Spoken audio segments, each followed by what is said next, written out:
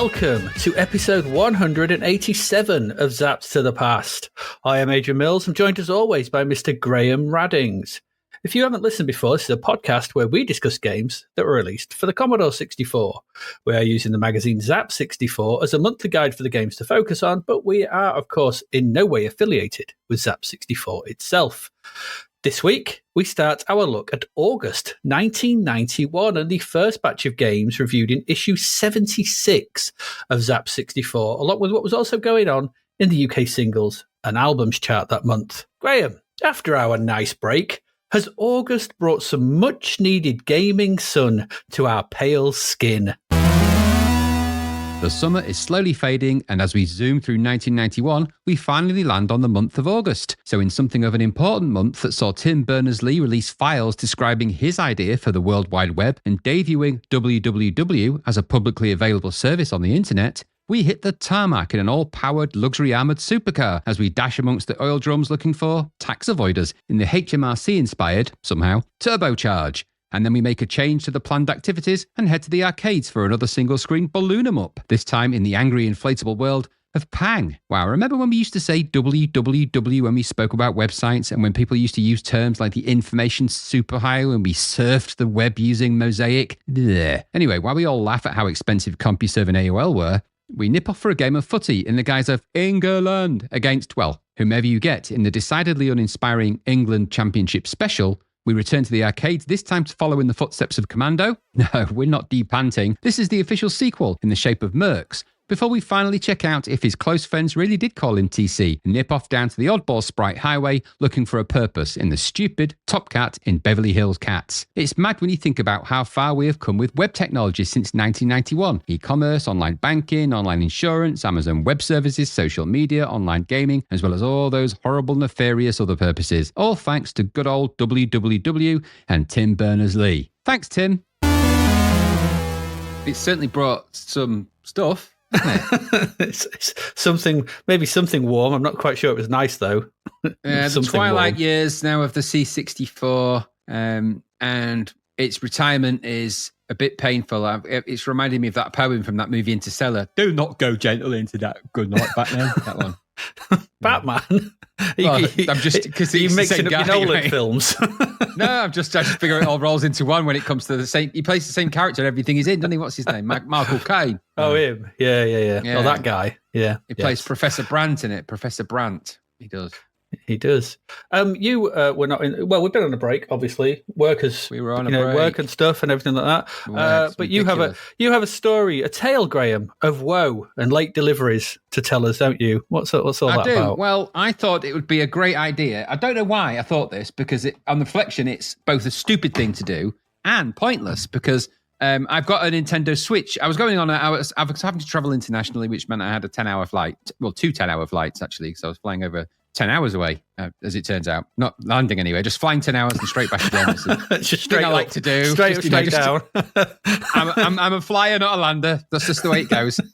Anyway, so I decided I would purchase a smaller handheld because of the inconvenience of having a larger handheld with the Nintendo Switch. And it's not the inconvenience necessarily that you might think. The size and the form factor, fine. Getting it in and out of your bag with all these stuff with the security and having to put it in the tray separately with your shoes and your belt and your keys and all the other stuff that you've de-pocketed. And then you forget you've got pocket sand and you're like, oh no. And then that tissue that for some reason you forgot you even put in there 10 years ago resurfaces and all those things that you have to put in the tray and you think, ugh. And it's a hassle to do that. Although, as it turns out, they no longer need you to do it. I didn't know that before I went to the airport, though. So I decided I would get a smaller handheld. And what better options are there than an Evercade type thing? Went on there thinking, they're Evercades. I've heard good things about them. Went onto the website. They don't have any. There simply aren't any. They're like, no, I sold out. Everything's sold out, mate. Sold out. So I was like, all right. But the one they hadn't sold out was this tiny little one called a Hyper Megatech thing, which there's several variants of. They all have a series of arcade games on them. Old arcades, you know the type. Anyway, I decided to get the Capcom version of this tiny handheld device. It's covered in buttons. It's kind of resplendent with its blue and yellow, and it had Final Fight on it. I like Final Fight a lot. Hager and, Cody and all that lot. Seemed like a good idea at the time. Anyway, I ordered that thinking that'd be great for the flight because apart from anything else, it's tiny. You just take it out of your pocket, whack it on the thing. Dead good. Would have been if it had arrived before I took off, which it didn't. So it arrived the day after I took off, which meant I'd bought it for literally no reason whatsoever because it served no purpose to me. I ended up playing Ghosts and Goblins and that new Ghosts and Goblins on the Switch and getting so angry on the plane that it's a wonder that people weren't looking at me funny because it's quite a frustrating experience. And also never play 3D Mario, by the way, on a flight. Anyway, I ended up doing that. So I ended up getting it when I got back, which sort of defeated the purpose of me purchasing it in the first place. And I thought, oh, well, in for a penny, in for a pound, let's see what it's all about. Comes with I think it's about 8 or 9 games on it. Mercs and 1942, different variations of that. 1942A, 1943, 1943, the other one. They're all kind of the same game, really. Final Fight was on it, which is the one I was really interested in. And Ghouls and Ghosts, which is one of my favourite arcades. So that's all good. Novelty of playing it on a really tiny screen, though. That's quite tricky, that. My eyes aren't the best. Anyway, I had trouble with the Switch. This screen's even tinier than that. It's like the size of amoebas. They're so tiny. So many buttons and so many options. And it's a D-pad type control on it. Trying to control Ghosts and Goblins and Ghouls and Ghosts with a D-pad, that's a challenge, that is, on the arcade version. So anyway, I got that. I ended up playing it for about 5 seconds. I was like, hey, that's great. And that was the end of that, really, because I thought, oh, well, I didn't actually, I've got no perspective. Then I also realized, by the way, it doesn't come with an ordinary, it doesn't come with a compatible or Bluetooth, so you can't put any wireless headphones on it. So you need actual wired headphones, of which I don't own any. So even if I had taken it on the plane, I'd have deafened everyone with its loudness and annoying sounds. So everyone could have reveled in Mr. Hagger, and all the rest of it. So they would have reveled in the down, would have annoyed the shit out of anyone that sat next to me, that one. So perhaps it's a good thing it didn't go with me. So that's the story of that. Anyway, the footnote for that, by the way, is it's meant to be compatible with Evercade cartridges, all types. I thought, okay, I'll take a punt on it. You know what? I'll get the Bitmap Brothers Volume 1. It's got Speedball 1 and 2. It's got Chaos Engine. I quite like that, it turns out. Anyway, it didn't work. The first cartridge I put in went, no, don't recognize it. I'm like, So not only are you not fit for the purpose I actually got you for because I wanted you on a plane journey you didn't arrive for, the very extra purpose of you with other games that work don't actually work anyway. So I was like, oh, well, at least it had Final Fight on it, but I'm kind of bored of playing it now after 3 goes. So it's just kind of a desk ornament now. It's now surrounded by what is now, what I would argue is a heroic amount of Citadel paints. They've taken over my life, which I knew they would, but there you go. Anyway, Graham, after all that, we have a cover to look at. Start of a month. Start of a new month, we have a cover. It's been asked for that we look at these and we analyse them and we tell people what is on them. And so lies. There we go. This is... lies on this. There's lies on this cover. Southern Belle is not a 21st century entertainment. I don't care what cover tape you put that on. That is true. I think that may be the publishers, but they're reaching, aren't they? They're very, very reaching. Yeah, it's just the way it says, Flick Flack, Zap Reader Mark Neeson. I'm guessing that's not just a description of what he does, but... or Outtake 2. No, Flick Flack and Outtake 2 are two. Outtake 2 is a shoot game from a reader, Sean good. Pearson. Flick Flack is a kind of puzzly type game. Another one from a reader, and obviously Bounce is the one from Denton Designs that we played ages ago. The weird one with the well drawn Viking and knight flicking a ball at each other. Can you imagine them giving away the Southern Belle? Do you remember loading that in off an exciting cover tape? You'd be like, well, that's what I thought. Maybe 21st century entertainment is how. I mean, this was what 1991. It's going to take until the 21st century to actually, drive from London to Dover or wherever you went in that bloody game. Yeah, if you actually did that, it was so slow. That game was the one that coined the phrase, wasn't it? Seconds per frame. Yes, it was. Yeah. That was that. But aside from that, it's a good cover. I like this cover. It's very action-packed. It's another action one. Yeah, very action-packed, isn't it? Very. Yeah. So this is there's a big game this week, which is this month, Turbocharge. True arcade action from System 3, Graham. True arcade action. Oh, so okay. That's a quote from Spandau Ballet. But it's very sepia tone in the background, but the bright red V8 muscle car flying through everything, isn't there? Which is blowing stuff up. And looks like a Ferrari F40 or something like that. Or a Lamborghini Ferrari. It's a Lamborghini. Oh, yeah, you remember them. Lamborghini. There's no Porsche in there. Maybe Maserati. I don't know. But yeah, there's lots of explosions and helicopters and planes and stuff in the background, it's and good stuff. People shooting. It's a good Oliver Frey cover. This. Yes, it is. Yeah, I do like that. What is that that's come off the red bit that's come off the side on the right? I'm trying to work that out. Is that the wing mirror? Is it wheel? Is it because he's got no tyre on the back tyre, is it? So that's not come off, I think. No, I don't think it's that. I don't know. Just some red bit that's fallen off. Anyway, yeah, it's a good cover. Lots of... it's a light. It's a light of a police car, I think. Oh, it is, isn't it? Yeah, because it's flying over a police car. Yeah, it's a red light.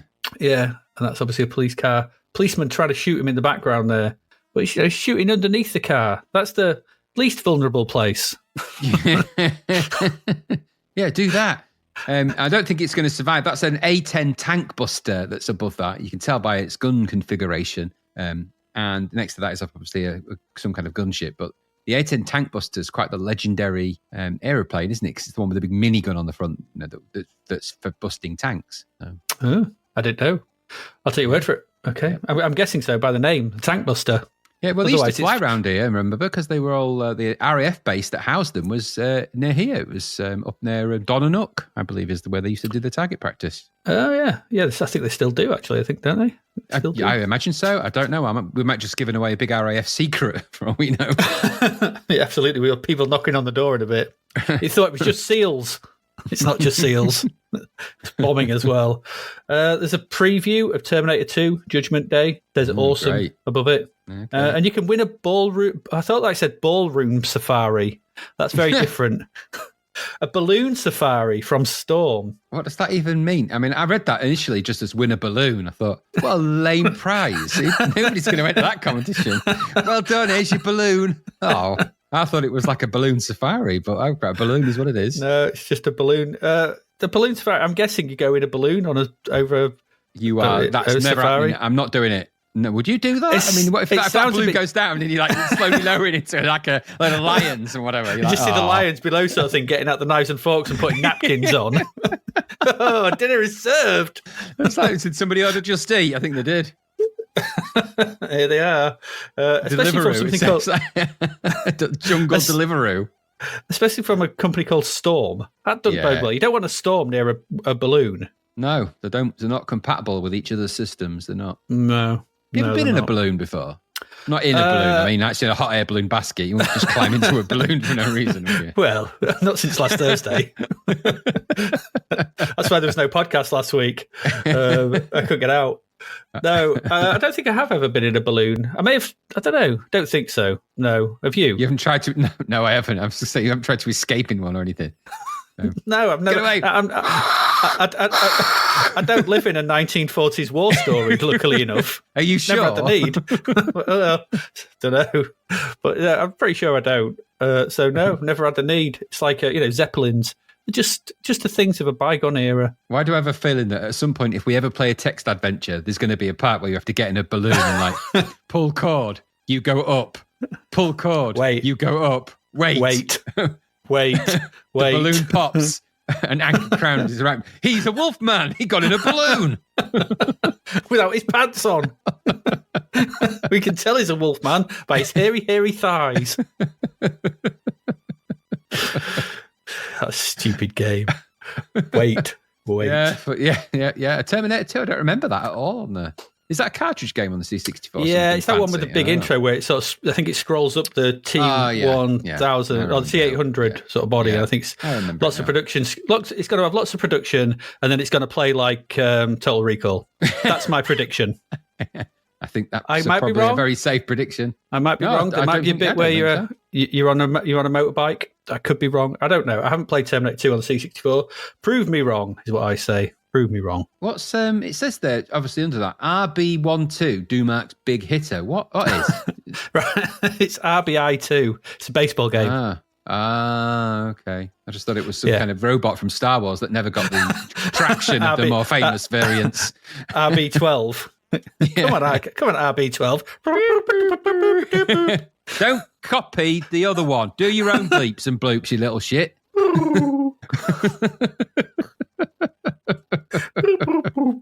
I've told you, stop imitating bloody R2D2. You're RB12. All right, I tell you, I'll speak in my normal voice. Come on, Luke, get those bloody things fixed. It's Gary Lineker's version of the robot, isn't it? RB12. That's his.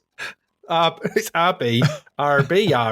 When he's from the country, though. RB12. RB12. Yeah, so it's obviously okay. So it's RBI. So I'm guessing is that say baseball or basketball?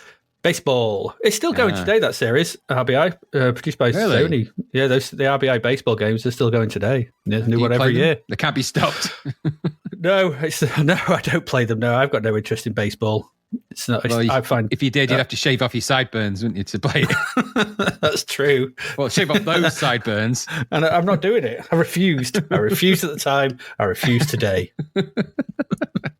It's not happening. RB. But yeah, there's a cover tape. We won't go. I didn't play any of the games off it, and I'm not going to. Well, we've played Bouncers. We've played Southern Belle.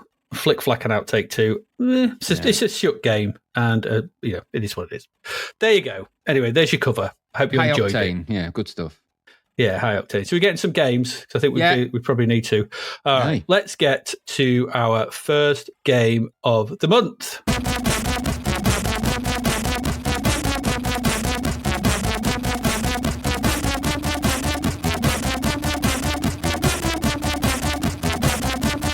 And as noted, it is the cover game.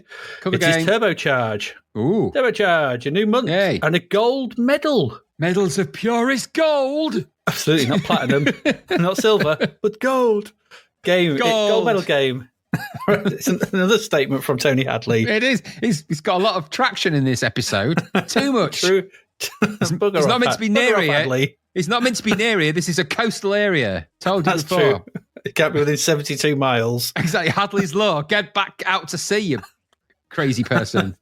Turbocharge. It's the cover game. Big game this month. It comes courtesy of System 3. Ooh. For £10.99, got 96%. It is the gold medal. Crikey. At first, now I was looking at this. The first one I played it, I thought, it looks like another arcade conversion. I thought it's an odd choice for System 3, but it's not. It's not an arcade conversion. It's unique.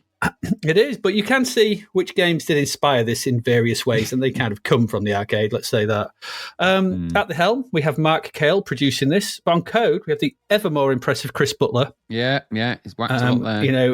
He also did the visuals along with Robin Levy. I'm presuming Robin Levy did the interstitial stuff, or the single screen, things like that. I'm pretty sure. I would imagine that Chris Butler did the in-game stuff. Kind of looks like his stuff from other games he's done. Musicians here are Mark Francois and Sean Connolly. Hey, System 3. And the story is by Phil Thornton. For like I said, they get a gold medal. A hefty score, 96%. Wow. There is a story to this. It's hefty, so strap in. Oh, it's Mark Cale. It is Mark Cale. Hang on a minute. I just need to refresh my page for the story because it's big. And it is a whopper, this one. Right, okay. The day started and he felt... and he felt just the same as all the rest he had dragged himself through, working at the City of London VAT office. Dull and drab, he seemed to be getting sucked deeper and deeper into his newfound role tied to a desk, drinking coffee and prodding away carelessly at his overused typewriter. Gone were the exciting times as a customs officer. Exciting. A victim of his own success, his promotion through the ranks had been swift and decisive. The ranks? How he longed for the good old days, the days when being a young rookie surviving on his senses, customs officer, gave him a buzz, as well as an unprecedented reputation amongst the arms dealers he thwarted. What? Has this guy ever... Does he understand how HMRC works? I don't think so. In the most hostile of conditions many years before. I've been to Dover and Felixstowe. It's not that bad. I've been to the customs office and been to HMRC. They're not like that. No, he was coming into work on the London Tube just like any other day. Still not used to the formal dress of a collar and tie, he fumbled at the knot with some annoyance, trying to straighten it out and at least look the part of his newfound promotion. This doesn't last long. Okay. Why has it changed tense? As he notices a suspicious-looking person sitting opposite him, clutching a briefcase close to his chest. His old talents have not deserted him as he races all the statistics through his head for old time's sake. He looks at the strange man's height, weight, appearance, eyes, briefcase, sweaty palms. I mean, they must be really sweaty to be seen from some distance away. They'd be dripping and very nervous expression. Before long, it becomes apparent that this dubiously looking fellow passenger really doesn't fit his desired projected image as the customs officer churns thought after thought around in his mind. These thoughts soon turn to suspicions. I know that man, he thinks aloud. That says. When you think something loud, that says. He says. Not thinks aloud. That's stupid. I've seen him somewhere before. But where? What country was it? Who was he working for? Oh, God. As the train pulls into the station, the strange person senses that there are more to the customs officer's stares than just general eye contact made during everyday public travel. At this point, this story could go in a very different direction, but it doesn't. He makes a bolt for the doors. Almost simultaneously, the officer makes a desperate attempt to grab the man, but only succeeds in grabbing the briefcase with both hands.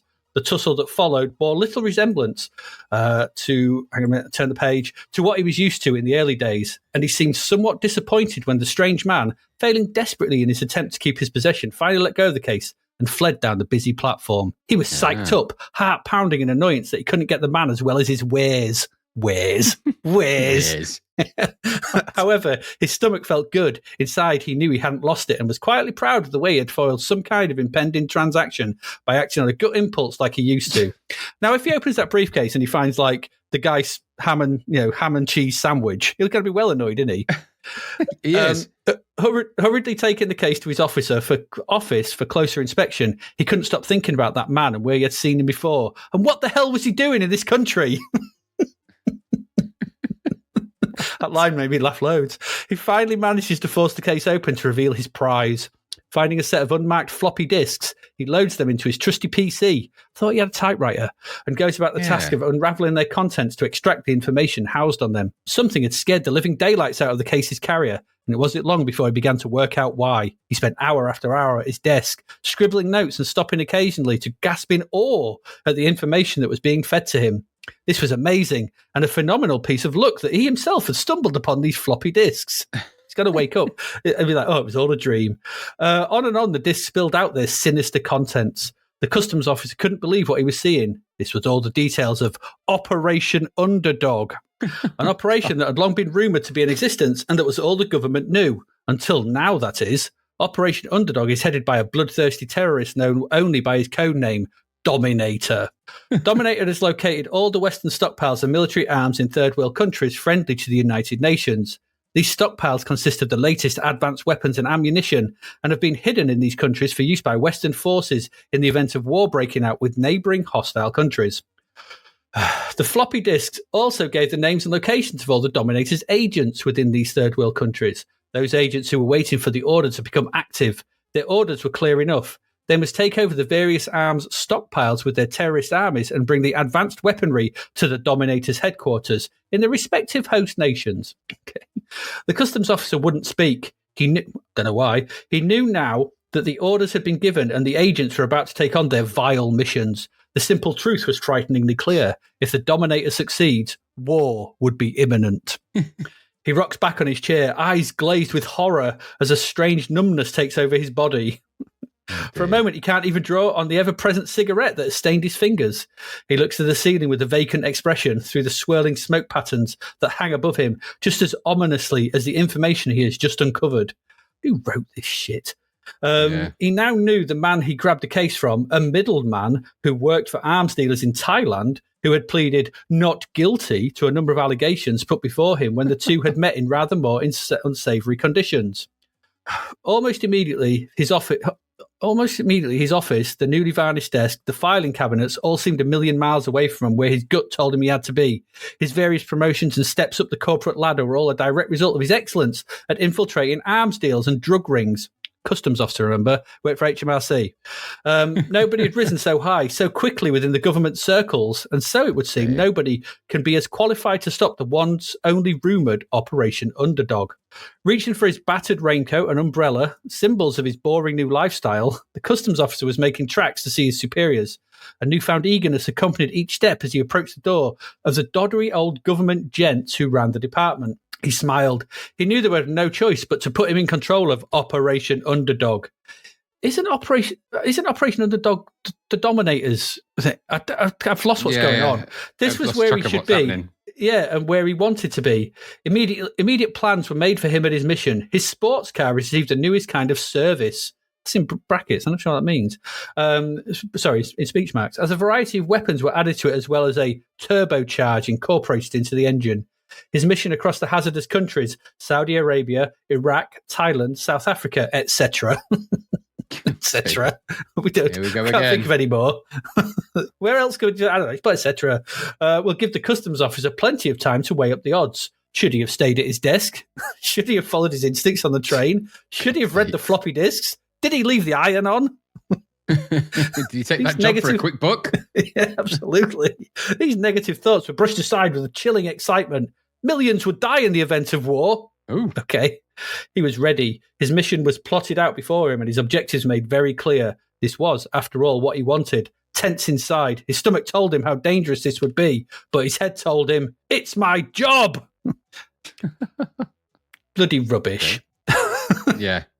So did you get the sense that was the story for this game after playing it, Graham? No, I'm going to be honest, I didn't. You didn't? No. Anyway, after that lot. That didn't land for me. No, let's get to the game. It's not going to get a gold medal for that story. There must be some in here. So it's a 3D driving combat game. Where your goal is to make it through 10 stages, and they're made up of 2 sections, is to bring down the evil Dominator. Okay. Unlike Butler's last racing game, the impressive port Power Drift, it's a big old multi-load game, this, so it allows for a lot more stuff to be crammed in. And that includes some really good intro stuff and interstitial screens throughout the game. So when the game loads, with some we get a nice filmic intro, nice drawing of the car, done all in a sort of moody red, sort of front on, moody red and pink outline. And it looks pretty good. I like the front screen to this. Yeah. Over this, we get the credits. There's some good music to listen to as well. And I read somewhere that it's using 5-channel sound, 5 channels. Fancy. Maybe it is. It's hard to tell. It sounds like a C64 tune to me, but I don't know. Once we get past the scrolling high score table, we can press fire to start. Hope you like the music, though, because you're getting it again. Along with what we get is a pretty impressive intro to the game here. So we see a shot of a satellite in space and a series of grainy black and white animations, as if from the camera of the satellites are looking straight down, showing the Dominator's men blowing up a UN armed stockpile base before making off with the weapons. It's a little crude, but it's that kind of satellite view from the top. It looks actually okay, works quite well. It's years before like Call of Duty Modern Warfare's Death from Above, or whatever it was called. That classic level in that where you're going around and you get the night vision from above and you get that sort of thing. It's well done. I quite liked it. I thought it was it's nice to see this kind of time taken on these kind of intros. I liked it. Get the music again. At this point, it gets a bit weird because then we see 2 guys about to get into the car, the big V8 beast that we're in, and we're told that we're in Jeddah, and we've got agents Agrippa and Dausus. I thought it was a customs officer guy. Who was these guys? Who are these people? Who's Agrippa. Oh, okay. Agrippa and Dausus, and they're preparing to intercept the terrorist. They get in the car, and then the car turns its headlights on, and we're off. What happened to the other guy? What happened to the customs officer? I don't know. I reckon somebody wrote the story and didn't speak to Chris Butler and that lot. They made this game and try a story around it. I don't know. Anyway, they get in, the car headlights come on, as I said, and we're into the game. I played this on cartridge. It's just a better way to play it these days. There was supposedly going to be a cartridge release. I don't actually know if it ever came out on cartridge, though. Okay. But I couldn't. I read something that it was never actually officially released on cartridge, but there is a cartridge version of it now. And so what we've got here, we're straight in. The car is clearly an evolution of the Power Drift engine, with the same kind of look to it. There's a grey featureless road in the middle, stretches out in front of you.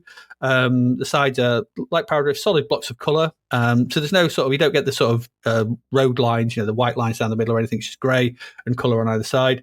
There's lots of roadside scenery rushing towards you to give you this sense of movement and speed, and the track undulates up and down in front of you as you go up and down hills, twists and turns around corners. It's very much in the mould of Power Drift, just without kind of the crazy climbs a bit. It's a bit more grounded.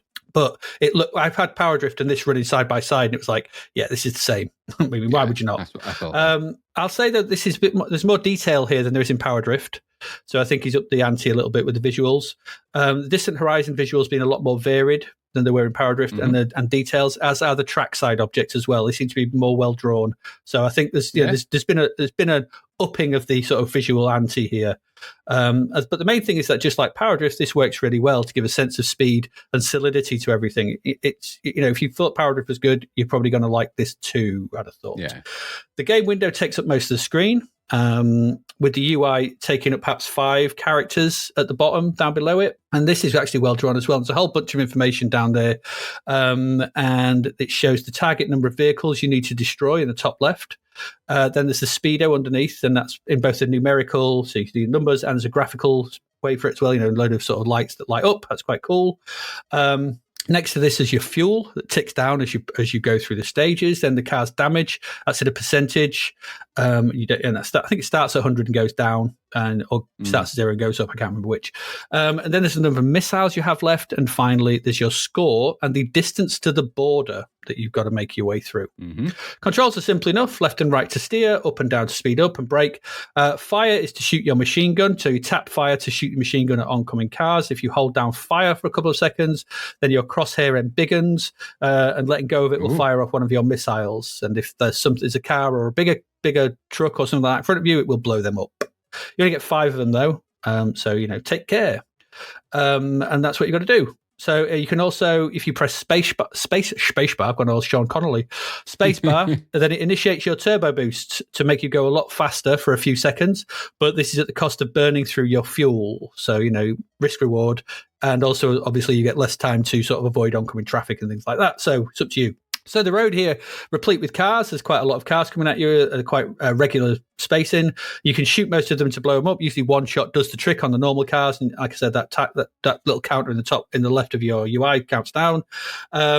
As you progress through the game, though, there are quite the variety of things to dodge and shoot, and the things on the road get bigger. So you get lorries, vans, trucks, things like that, and they all need many shots to blow up if you get behind them.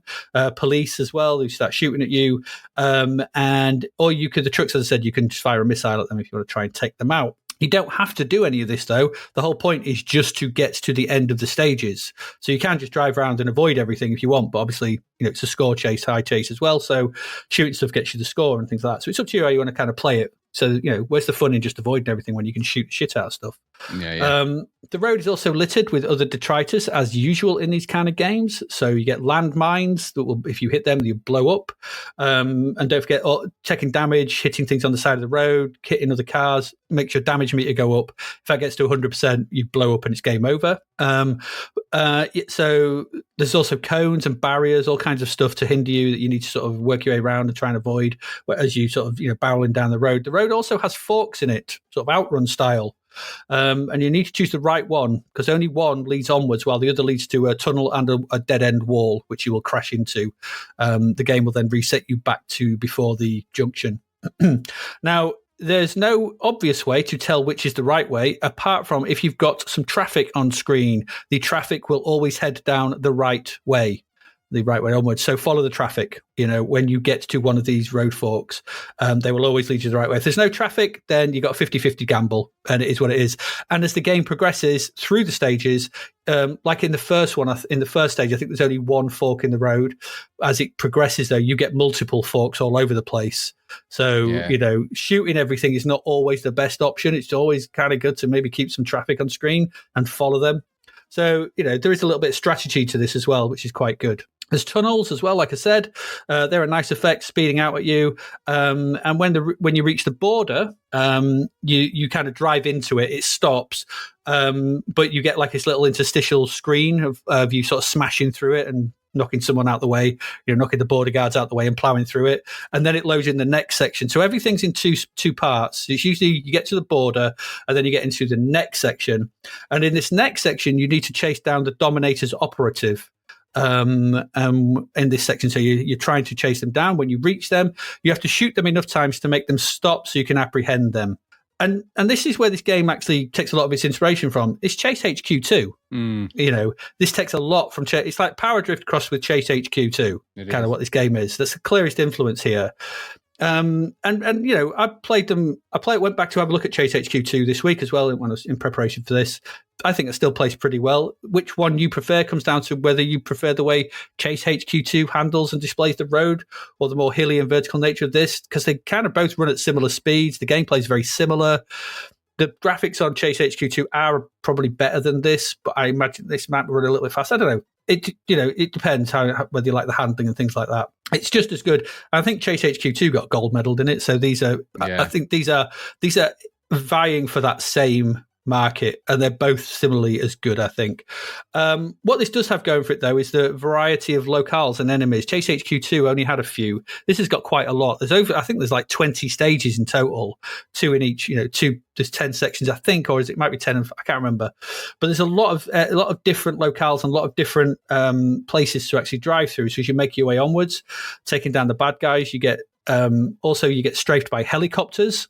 That come towards you. You get bombed by planes whilst dodging the traffic and rocks and stuff. Okay. And it makes for a more interesting and varied driving experience. There's a lot more action going on. As we can see, that Zapped cover with all the bombers and the tank busters and the helicopters and the people shooting. That's what this game has. There's all that stuff going on, which is actually pretty impressive. Yeah.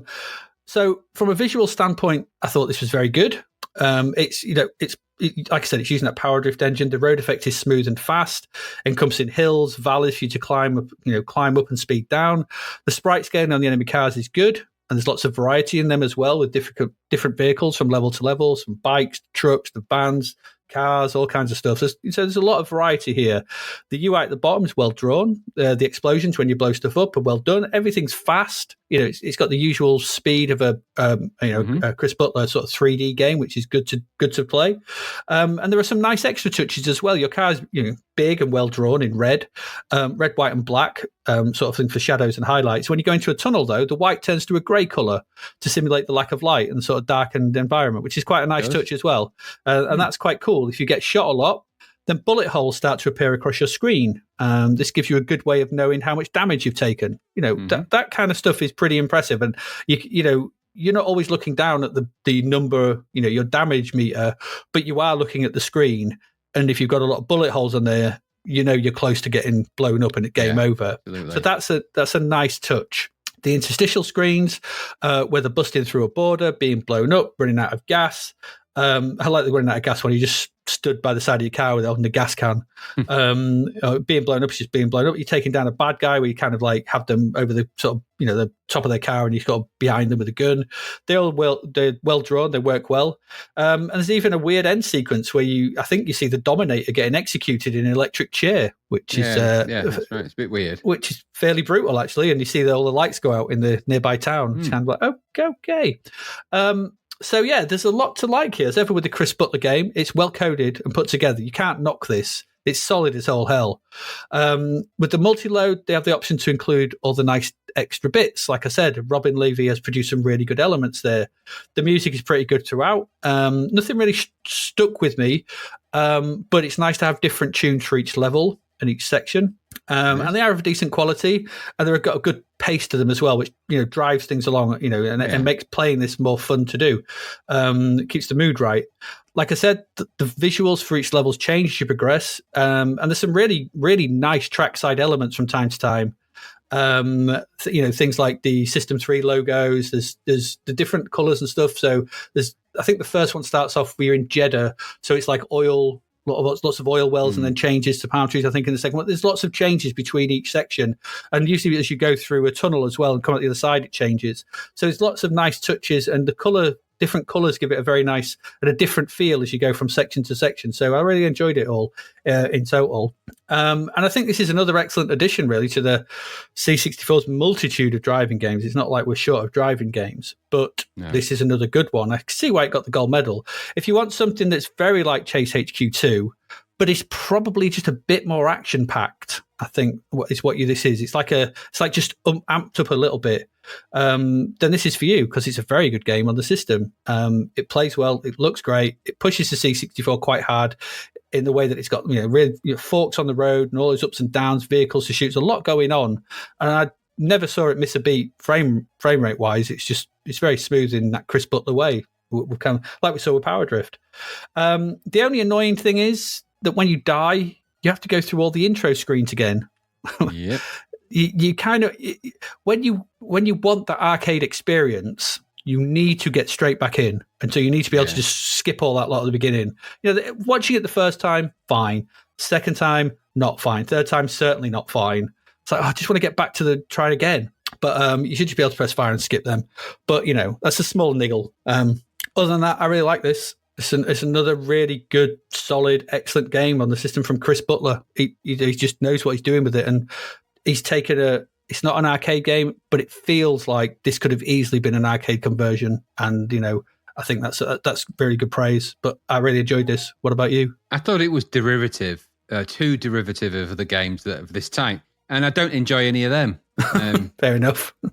It's all right, this. It's good at what it's doing. I give it that. It's Chris Butler. I don't agree with games that have brown skies generally, but okay, this one did. But it's all right. It is very much borrowing bits of other games and bolting them together. So you got the Power Drift track, you got a little bit of Overlander in there, a little bit of, like you said, definitely Chase HQ and a few others. And that's not such a bad thing. And it plays okay. Fundamentally, it plays all right. It's just a little bit boring for me. I mean, driving along, shooting, and okay, it is what it is. You either like that kind of thing or you don't. I don't know. It just felt like maybe there wasn't enough imperative to drive me, keep me in the race, keep me in the game, as it were. But it's okay. It's a very adequate version of an arcade that doesn't exist. So, and that's not a bad thing. And there's no criticism of the code and the graphics there. They're very, very high standard for this sort of thing, aside from that brown sky. But you know what? The roadside furniture's moving at a decent pace. The road's nice and wide, which was nice. There's some scaling issues with the car looking ginormous next to little houses and stuff. And some of the vehicles that are coming towards you, a little bit disappointing. But at the end of the day, everything's moving that fast. Does it matter that much? I like the way the car jumped when you went over some of the little bumps and stuff. That was just a nice touch. It's straight out of another game, I suppose, but it's there. And there's a nice vibe to this. Now, the sound and the production, well, they're of a very high standard. That's what we come to expect from System 3. Mm-hmm. But for me, the game just feels like it feels like several different bits of games were sort of bolted together. So it's like a game in some other game's trousers, but not necessarily, they don't quite fit all the time. They're maybe their trousers, they probably should have been worn for a less formal occasion. I don't know. There's something not quite right about it. I can't put my finger on it. There's just something didn't feel quite right with it. And I'm not sure if it was because I've played this loads of times before. It was offering nothing new, but it was doing what it was doing quite well. And I thought, well, that's a good thing. We've said many times, do take the bits from the other games and do them well. And it's doing that. But I still felt a little bit of like, and what else are you doing? Right. No. And I don't know if it was that bothered me with it, or maybe I get fed up of games where the turns on the tracks are so sharp. And I don't know. I came to the conclusion some time ago that these games and me just aren't mutually compatible. I've tried to play Outrun on the Switch in the adventures of my aeroplane adventures I was talking about earlier. And it just proved to me that I could barely get up to the first checkpoint. And that was after quite a lot of trying. I'm like, there's something wrong with me with these games.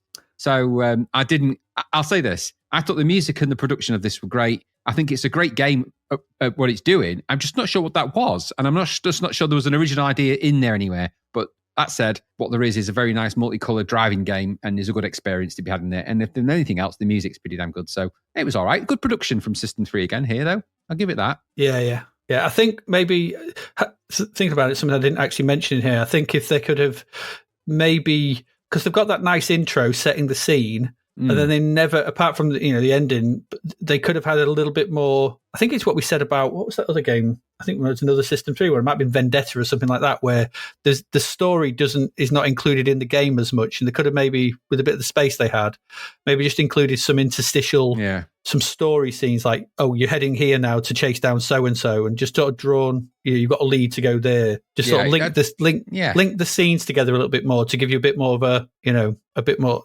just to sort of give it a bit more flow, because it is just drive, catch the guy. Catch the guy. Maybe that's kind of what was bothering me, and maybe I just needed a little more, just a little bit of something, just to keep me wanting to go back in the car and going through the same thing. An imperative. It just lacked a little bit of imperative, which is unusual for System 3 games, because normally there's, when you're saying that, with a story like that made the story of the crusading taxman. Who knows? No wonder the developers got confused. Like, what's this game about again? What's the bloody customs and excise got to do with it? I don't know. We've got a gripper and dowsers, whoever they are. Bizarre. But yeah, it's pretty good, I have to say, at what it's doing. I just wasn't 100% sure that what that exactly was, but okay. Yeah, it's doing a power. It's Power Drift and Chase HQ 2 slammed together. Yeah, it is, and it's not. Pretty And it's much. doing that very admirably. I'm just not sure that those things didn't need a little bit more. Yeah. I think when you're trying to tell another story, that story needs to be a bit more prevalent. Yeah, involve less customs and excise. Less customs and excise. More other anything but that. No one can make that particular part of the world interesting, can they? Nobody wants to talk about them anyway, really. No, they don't. And there you go. That's Turbocharge. I can see why I got the gold medal though. I think it's impressive. But, yeah, I'd agree with that. For what it is, and this time in the system as well, I think it's doing pretty well. There we go. That's our first game for August. Let's move on. We still have one more for this part. We do. And Graham, it's over to you now. Do we tell them that we swapped the games out at this point? Well, we have to. I think we have to. So there is a game. There might even be two. Actually, we'll look at that one. But there was a game in this episode of Zapped that we had here. That game was Betrayal. Now you may feel betrayed, but I played it and I went, we're not covering this. It was basically this would have been in the strategy section, and it's reviewed by the guy who does the adventure games in the magazine. So he has like a little sort of Russian sort of hat and stuff on in his little drawing. He does. I can't remember his name. And I loaded it up. Tried to play it and went, we can't. No, it's just not us. And so I booted it out. I said to Graham, we're not playing this. So blame me, but Betrayal, if you feel it's one, I'm very sorry, but we're not playing Betrayal. Because it would have been in the strategy section, and it's more... Death Knights of Kryn was the same, but I think Death Knights of Kryn had a decent and was playable and was simple enough to get your head around. It's Dungeons and Dragons, really, and that's thingy. Betrayal was like... Yeah. I couldn't. And the thing was that I found a 90-page manual in German, and I don't speak German. And a 90-page manual is just, I can't, no, I just couldn't do it. So we've swapped it out. We've moved it off 9. And instead, Graham, instead of Rhythm Through Betrayal, you're going to look at Pang. Tell us about Pang. Pang. This was arcade, wasn't it, originally? So this version is a cartridge game from Ocean, one of their Ocean cartridge games that they did, what they went and did. This was £19.99 then for that privilege, which is a lot, isn't it? 78% this got in the pages of Zap. So it was produced by David Ward. Conversion was Arc Developments. And this was coded by Richard Underhill shortly after he'd got his credit card back from Fletch, I imagine, as we've said many times before. He might remember Mr. Underhill from Forgotten Worlds, Great Garanos, and Overlander, because he did them. Garanios. Them ones, he did them. He did that. Graphics of Paul Walker, fresh from his appearance in those movies that he did, Fast and the Furious. He did the graphics for Akari Warriors. You remember that? That was all right, wasn't it? It was. And the musician is it's Paul Tong from the beaches of Ibiza. And he did the music from Narc and Xenon. He did that, as well as, of course, the lots of mixes on Radio 1 through the 90s. Oh, that was his brother, Pete. And the box art, Bob Wakelin. Good old Bobby Wakelin. All right, Bobby. Pang then. All right, well, Pang originally was released in Japan as Pumping World. Did you know that? Of course it was. And it was released in North America as Buster Brothers. Okay? Weird. So it's a 1989 action game. It was co-produced by Mitchell Corporation and Capcom from the arcades in 1989. Mitchell handled the game's domestic and most worldwide distribution, while Capcom handled the bulk of development and distributed the game in North American territories. The basic gameplay is identical to a 1983 Japanese MSX computer game called Cannonball, also released in 1983 in the ZX Spectrum as Bubble Buster. Cannonball was made by Japanese publishers Hudson Soft, and it was licensed by Mitchell Corporation 6 years later to make Pang. So this humbly began its life as Bubble Buster on the Spectrum, believe it or not. How mad is that? Crazy. I know, mad. There's 50 stages in this game at 17 locations. They are Mount Fuji, Mount Kerin, the Temple of the Emerald Buddha, Angkor Wat, Ayers Rock, the Taj Mahal, Leningrad, Paris, London, Barcelona, Athens, Egypt, Mount Kilimanjaro, New York, Mayan ruins, Antarctica, and finally Easter Island. Ooh, they sound like the destinations of some game show, don't they? You could go to any of these places.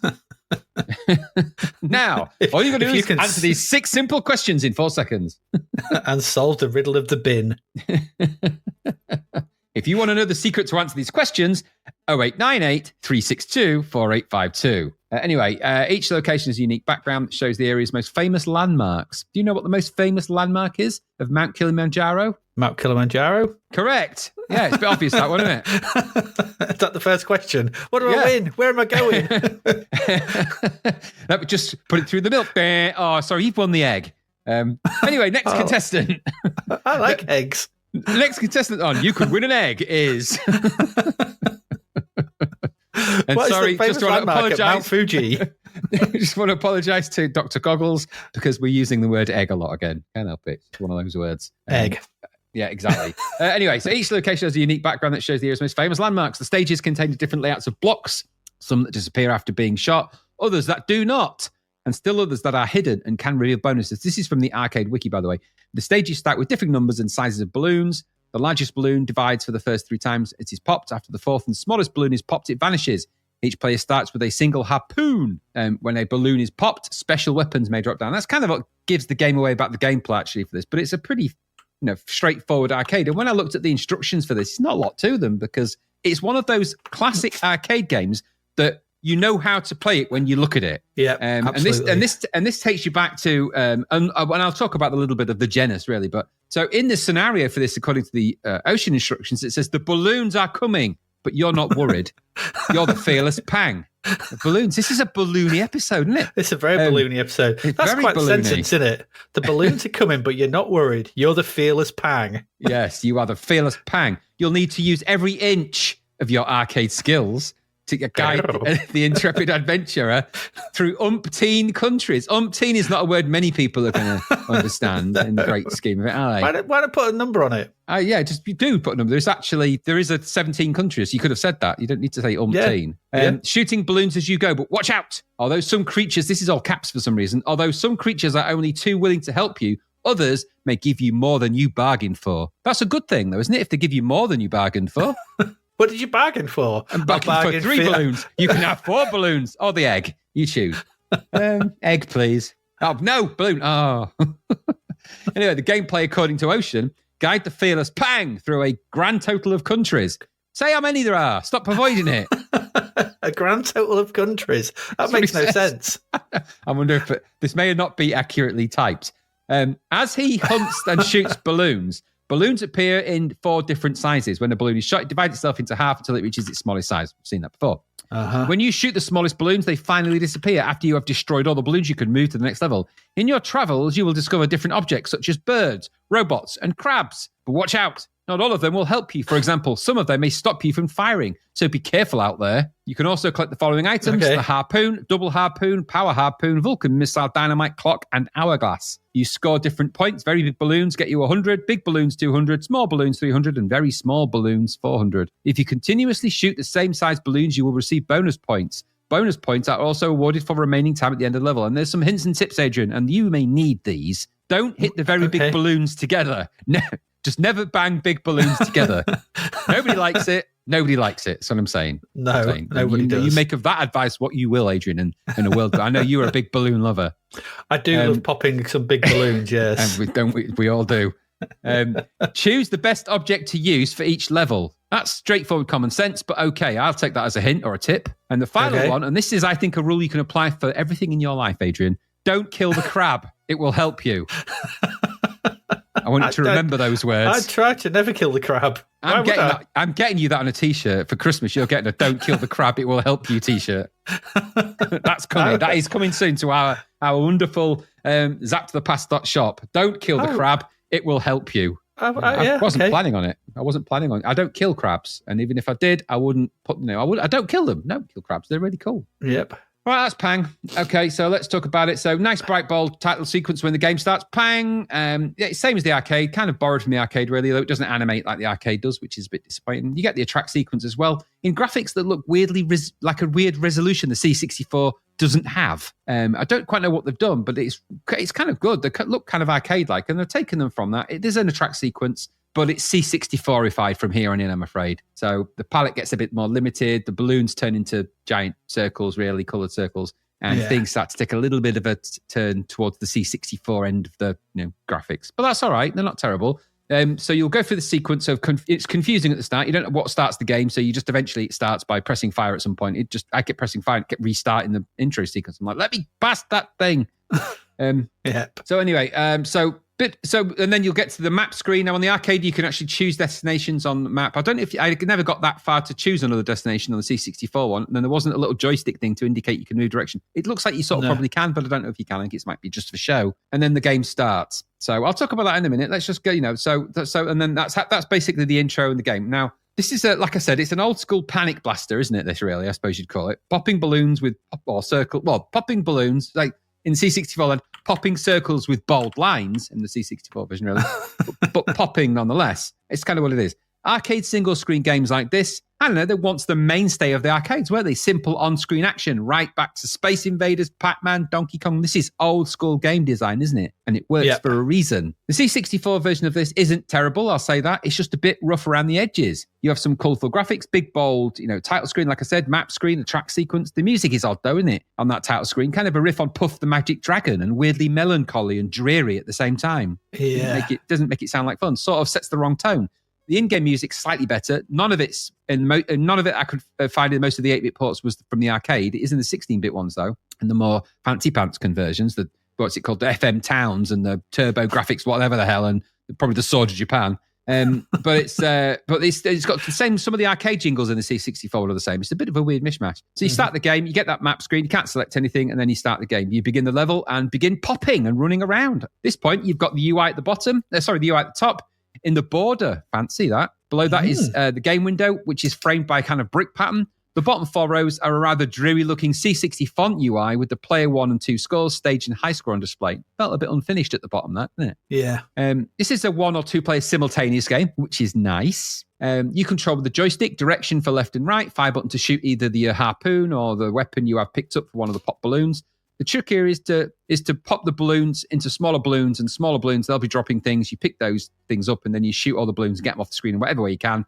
Get rid of all the balloons to progress. Fairly straightforward logic, isn't it, that? Loads of screens to go at here with all those levels. The C64 one has all the levels in it. So as far as I could ascertain, I didn't get that far into it, but on a quick YouTube glance and skipping to the end, it looked like there was quite a lot there and an ending to it as well. All right, I suppose you are on a cartridge. So there's loads to go at. By the way, the world record for this game on MAME, I don't know if you know this, is by Raul Navas. He scored 4,508,310 points on the arcade version on MAME, according to Twin Galaxies. There is no C64 record, though. AL82 Retro, take note, I would say. All those long plays, you might get the world record as well. Yeah, you might. And weirdly, there's a Spectrum high score and an Amstrad high score on there, and all the other ones. There's no C64 one. Odd. Anyway, so game then. Graphics quality is okay. The backgrounds are generally nice, though they have a kind of a fudgy look, scanned look about them. I don't know. Yeah, there's a weird look to them, yeah. Yeah, the player sprites are good, but I'm not sure they're as cute as the other versions. They're okay, and they're pretty well animated for what they are. They're just a bit bitty. Controls are snappy for movement-ish, but the use of weapons is a tad sluggish, I thought, especially the harpoon. It sort of lacks the look of a harpoon as well. It just looks like a giant line that you're sort of shooting out, which is a bit disappointing, like a giant thick line. It does the job, but I think it could have just been a bit more finessed, which is kind of the story of this game, isn't it? The ball is just a high-res circle, nothing too fancy, but it serves the purpose. I guess it looks like a balloon. Would it have killed them to make a balloon sprite? I don't know. Maybe it would have. It plays okay. It's probably fun for 2 players for what it is with all the levels. You're not going to run out of them, are you, anytime soon? It's a tough old thing as well. Better for practice in this, but you'll be rage quitting within seconds if you're me, because it's so antagonizingly annoying to keep getting hit by your silly mistakes in this game. And it's a game like that, you're punished for your own errors in this game. It is that kind of thing. You run underneath about the wrong bouncing ball, because once you break the balloons, weirdly they bounce like balls, but they're balloons. They will bounce around, and obviously if you happen to be at the wrong end of the bounce, you're going to get killed, and then I think you get quite a few lives, like I think 7 or 8 lives on, maybe even 9. But you'll soon work your way through them with stupidity, and you'll learn to do better, and then you gradually pick up the sort of the mojo of the game. And then on the second level, you get some obstacles that you can fire, and then you get the different kinds of harpoons that you can hook onto things. And as the game progresses, you get more weapons, the balloon quota gets upped, and there's other things that happen. And obviously you get the other creatures that are... It's a pretty straightforward single-screen arcade in that way. And I think as a conversion, this was okay. It's not quite as polished as some of the other ones we've seen before, like Rainbow Islands and stuff like that. But it's all there. Just about gets away with it, I think. It's all just a bit rough around the edges. compared to the other versions, but it's not the worst. The Spectrum one's a thing to behold. I mean, I enjoyed playing this, and it's on a lot of platforms, and it's sort of endured. So it's it's on pretty much everything around that time. And I don't know, did I like it? I guess I did. I mean, your mileage is going to vary on a game like this. If you're into your Bubble Bobble type games and things like that, and by the way, Bubble Bobble's a lot better than this. But if you're into that kind of idea of this kind of game, a single screen game where there's stuff to do, cutesy things happening, maybe you'll like this and you'll go for it. But at 20 quid, it's a bit of a spicy meatball, isn't it, that? Yes. So I don't know. I doubt this got much traction on the C64 at that price for cartridges. I just don't see there being a lot of people buying it. But it's not a terrible conversion. It's okay. It's just a little bit under-polished. So it's rough around the edge. Not using typefaces instead and having the Commodore font in there. Just that music that feels a little bit, I don't know, discordant and the kind of the wrong tone for a game like this. When I think of Rainbow Islands and how how Graph Gold was Graph Gold, wasn't it? Polished that. Yeah, it was. Yes. And I think of the polish that was applied to that, and then I think of this one, which just it's there nearly, it just lacks the finesse and some of the fidelity. And I think that those are maybe the things on a game like this that are kind of important, because you're staring at that one screen, albeit that the layout change and the background changes for quite a while. So I don't know. It's the gameplay is there. Its conversion is okay. It's all there.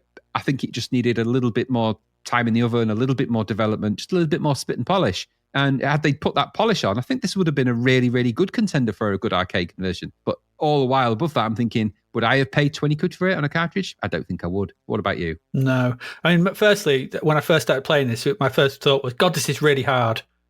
It is. I started to get the hang of it, though, and make my way through some of the levels. Once I figured out the way, instead of trying to aim at them, you aim in front of them so they go into it. And it's like, all right, okay, I get it, right. And it's actually quite fun for the most part. I tried the arcade version as well. So the play area is smaller here than the arcade. The graphics have obviously taken a nosedive.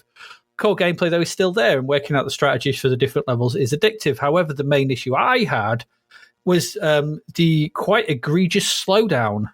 When you pop, especially when you get the bomb on the second level and it turns everything to small balloons, the really tiny ones, and if you've got like 8 of them bouncing around, it slows down really badly.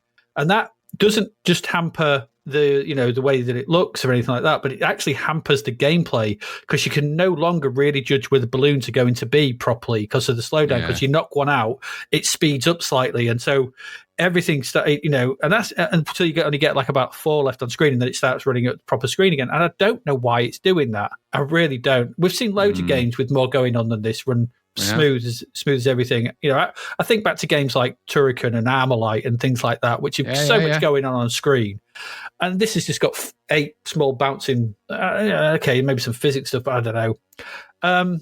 So that kind of annoyed me. I was like, this, because it's pretty good. It's got the core gameplay still there. Most of the levels, or if not all the levels, are in there. The visuals, like you rightly said, I don't know why they couldn't draw a rope or a twirly thing instead of just a red bar. Unfinished. Yeah, looking at all the other versions, all the bubbles have got shading on them and stuff. Even the Amstrad and Spectrum versions, everything looks like the Spectrum version looks like the Spectrum version of Cubes, but the Amstrad version looks really nice with lots of nice shading all over the place. And this is just like it's just a red ball, flat red ball. It's like this put a light source in the top left and a bit of shadow at the bottom right. Just do it. I don't know, but aside from that, it's just that slowdown, and I think it's just too intrusive to ignore. That's what put me off this. 20 quid though, nah, it's not 20. You can't put this out for 20 quid. There's not enough game here. You're talking about something you're going to go down the arcade game and probably shove about 30p into and walk away from. And you'll be like, I played some Pang. That was quite good fun. I like Pang. It's a good laugh. I died quite a lot quickly, but it's actually easier in the arcade because there's more space and you will make progress a fair bit more than you will do in the 64 version because the smaller balloons, when they bounce, are a little more than over your head. So you can barely run under them. So it gets quite tricky. It should have been better, this, I think. I think you're right. It should be better. I think it just lacks. You're right. It's either another 2-3 weeks of development time to iron out those problems, put in some nicer graphics. But, it obviously didn't get it. It's a shame. It suffers from that. Because once you get into it, it is a solid game. There's lots like it. It's Pang. And Pang's a good game. Just some things are just hard to ignore. And this feels unfinished, like you rightly said. And you shouldn't be saying that about a 20 quid game. No, you should not. I mean, not when we've just played Turbocharge, which, whatever you think about it, is clearly well produced and put together with lots of, bangs and whistles and everything. And, and then you get something like this, which is not that single screen, lots of just some, this should be better. But yeah, shame really. Yeah. But that slowdown, man. I can't believe when it started slowing down. It's like, it's this, I tried another version. Like, it's the same. No, it did it. Yeah, it's just a bit disappointing, but that's the trouble with this game is that around the edges, it could have been really good. It just, because of that lack of polish, it got to a point when I'm like, it's not that that great. It could have been something much better. Should have been for the money. Should have been. There we go. Pang. 20 quid. Not worth it. No, not worth it. Probably when it comes to budget, which it probably will do, and it's $2.99, then you'll probably think, yeah, that's worth it. Yeah. But there you go. Anyway, that's it. That's it for this half. This part. We are going to go away, take a quick break. We're going to come back. Lots of music to get through. So we'll be back in a short while. So please do stay with us. See you in a bit.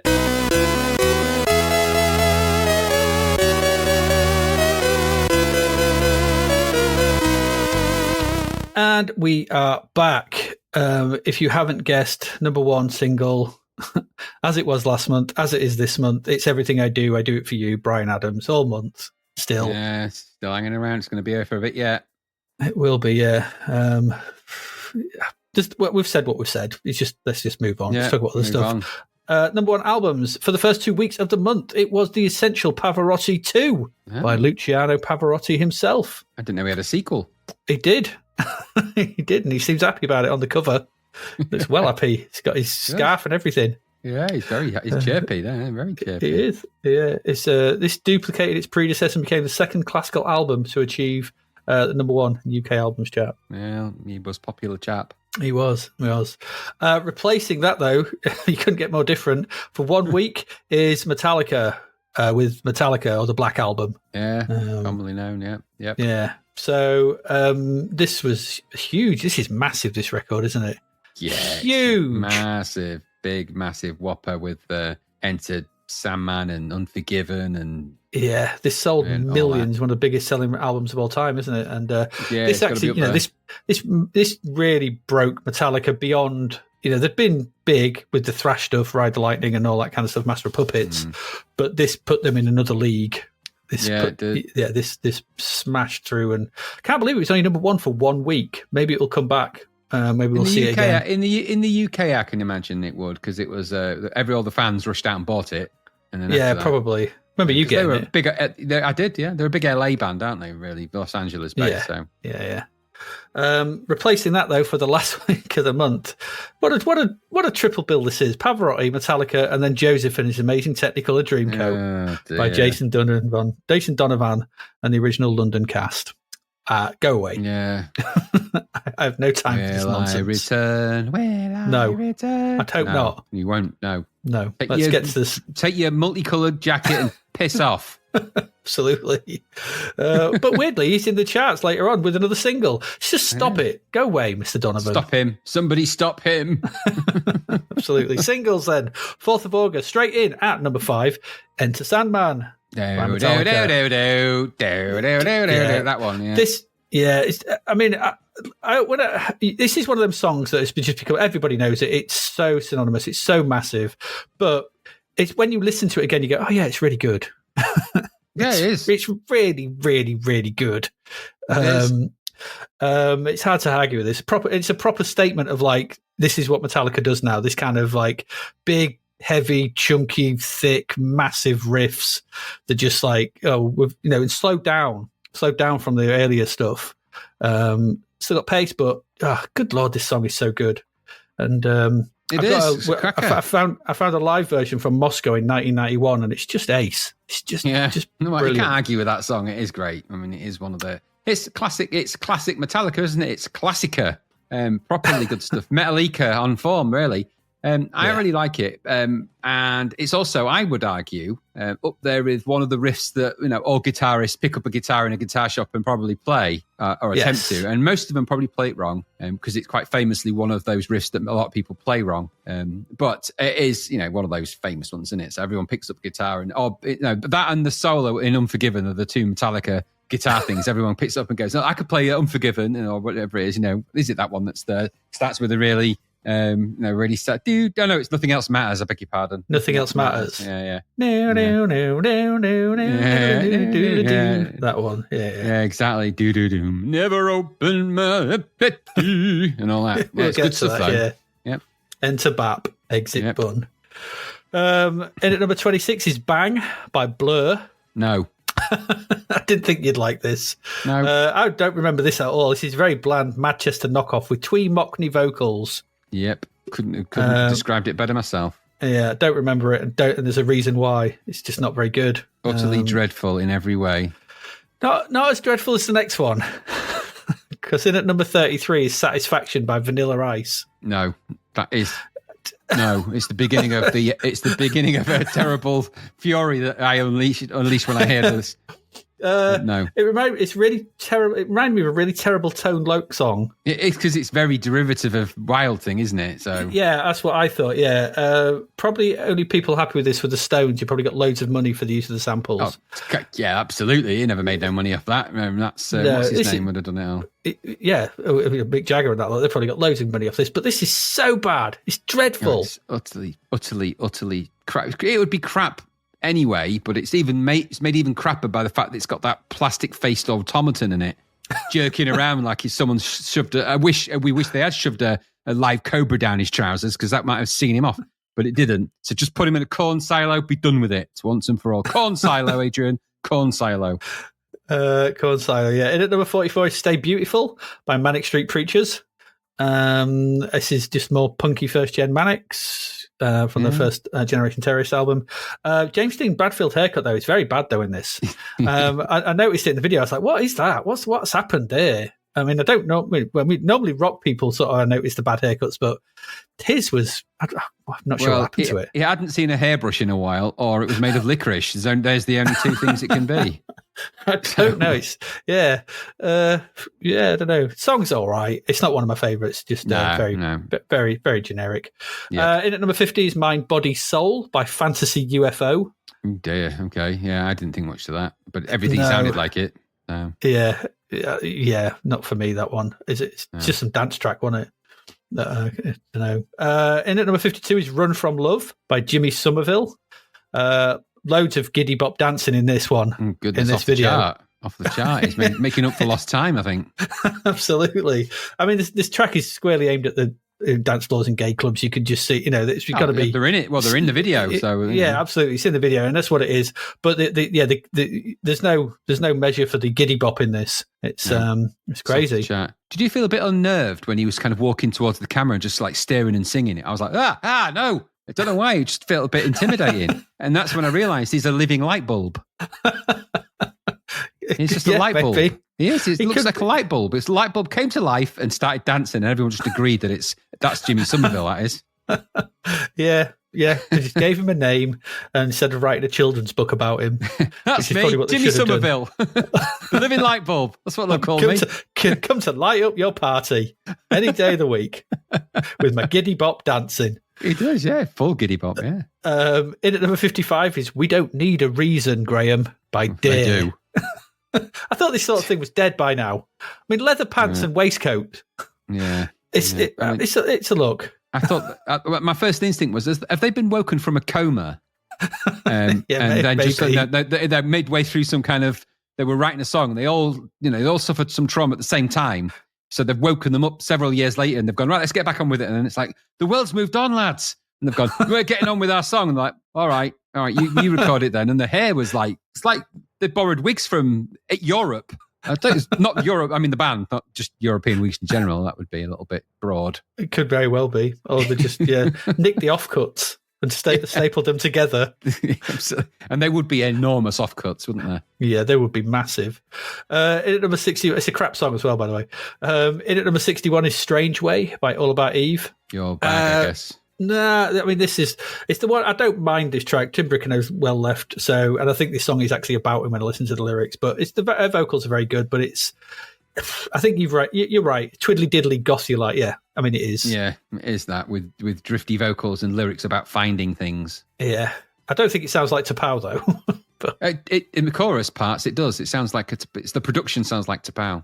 If you listen back to it and think T'Pau, think in T'Pau, like I think in Russian. Think in T'Pau. China in your hand. China in your hand. Heart and soul. I must think heart and soul.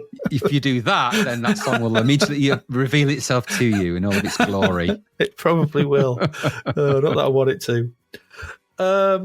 In number 74 is Both Sides Now by Clannad and Paul Young.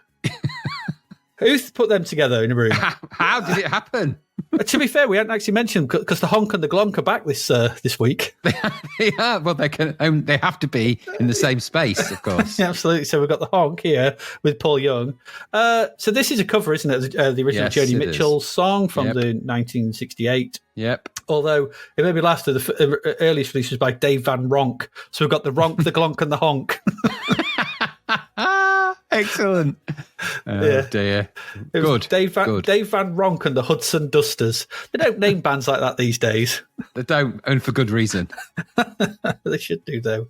Then it was included on Mitchell's album back then. But this version is not very good. No, it's not. It's too much honk. It is. Joni Mitchell's version is the only version that matters of that song ever. No matter, although that's loads of people have recorded it over time. Clannad and Paul Young is the mystery of me. How the hell did they even meet? They don't mix in the same Hessian circles, I'm sure of it. Probably not. I reckon they're just in the studio one day and Clannad floated through and they just heard the sound of a wounded duck and they went to help it and they realised it was Paul Young. Why do I think that they all drink in a pub called the Wounded Duck now? You've said that. They probably do. That's where they go. They followed the sound of the bodrum to Paul Young's house. We heard your drum beats and we came. You bodruned, we came. You summoned the Clannad like Cenobites. Clanobites. Explorers in the further regions of folk music. Oh dear. No electric guitar, please. It's a waste of electricity. It's a waste of good plucking. Yes, and that all could be how they met. Could be. Paul Young is known to play with boxes from other dimensions. Well, yeah, and Clannad are actually quite old. So Paul Young met Clannad old, which is interesting, isn't it? That's how it happens. Maybe they were trying to recruit him into the Clannad. They're actually some kind of organisation. Like the Nesta. Yeah.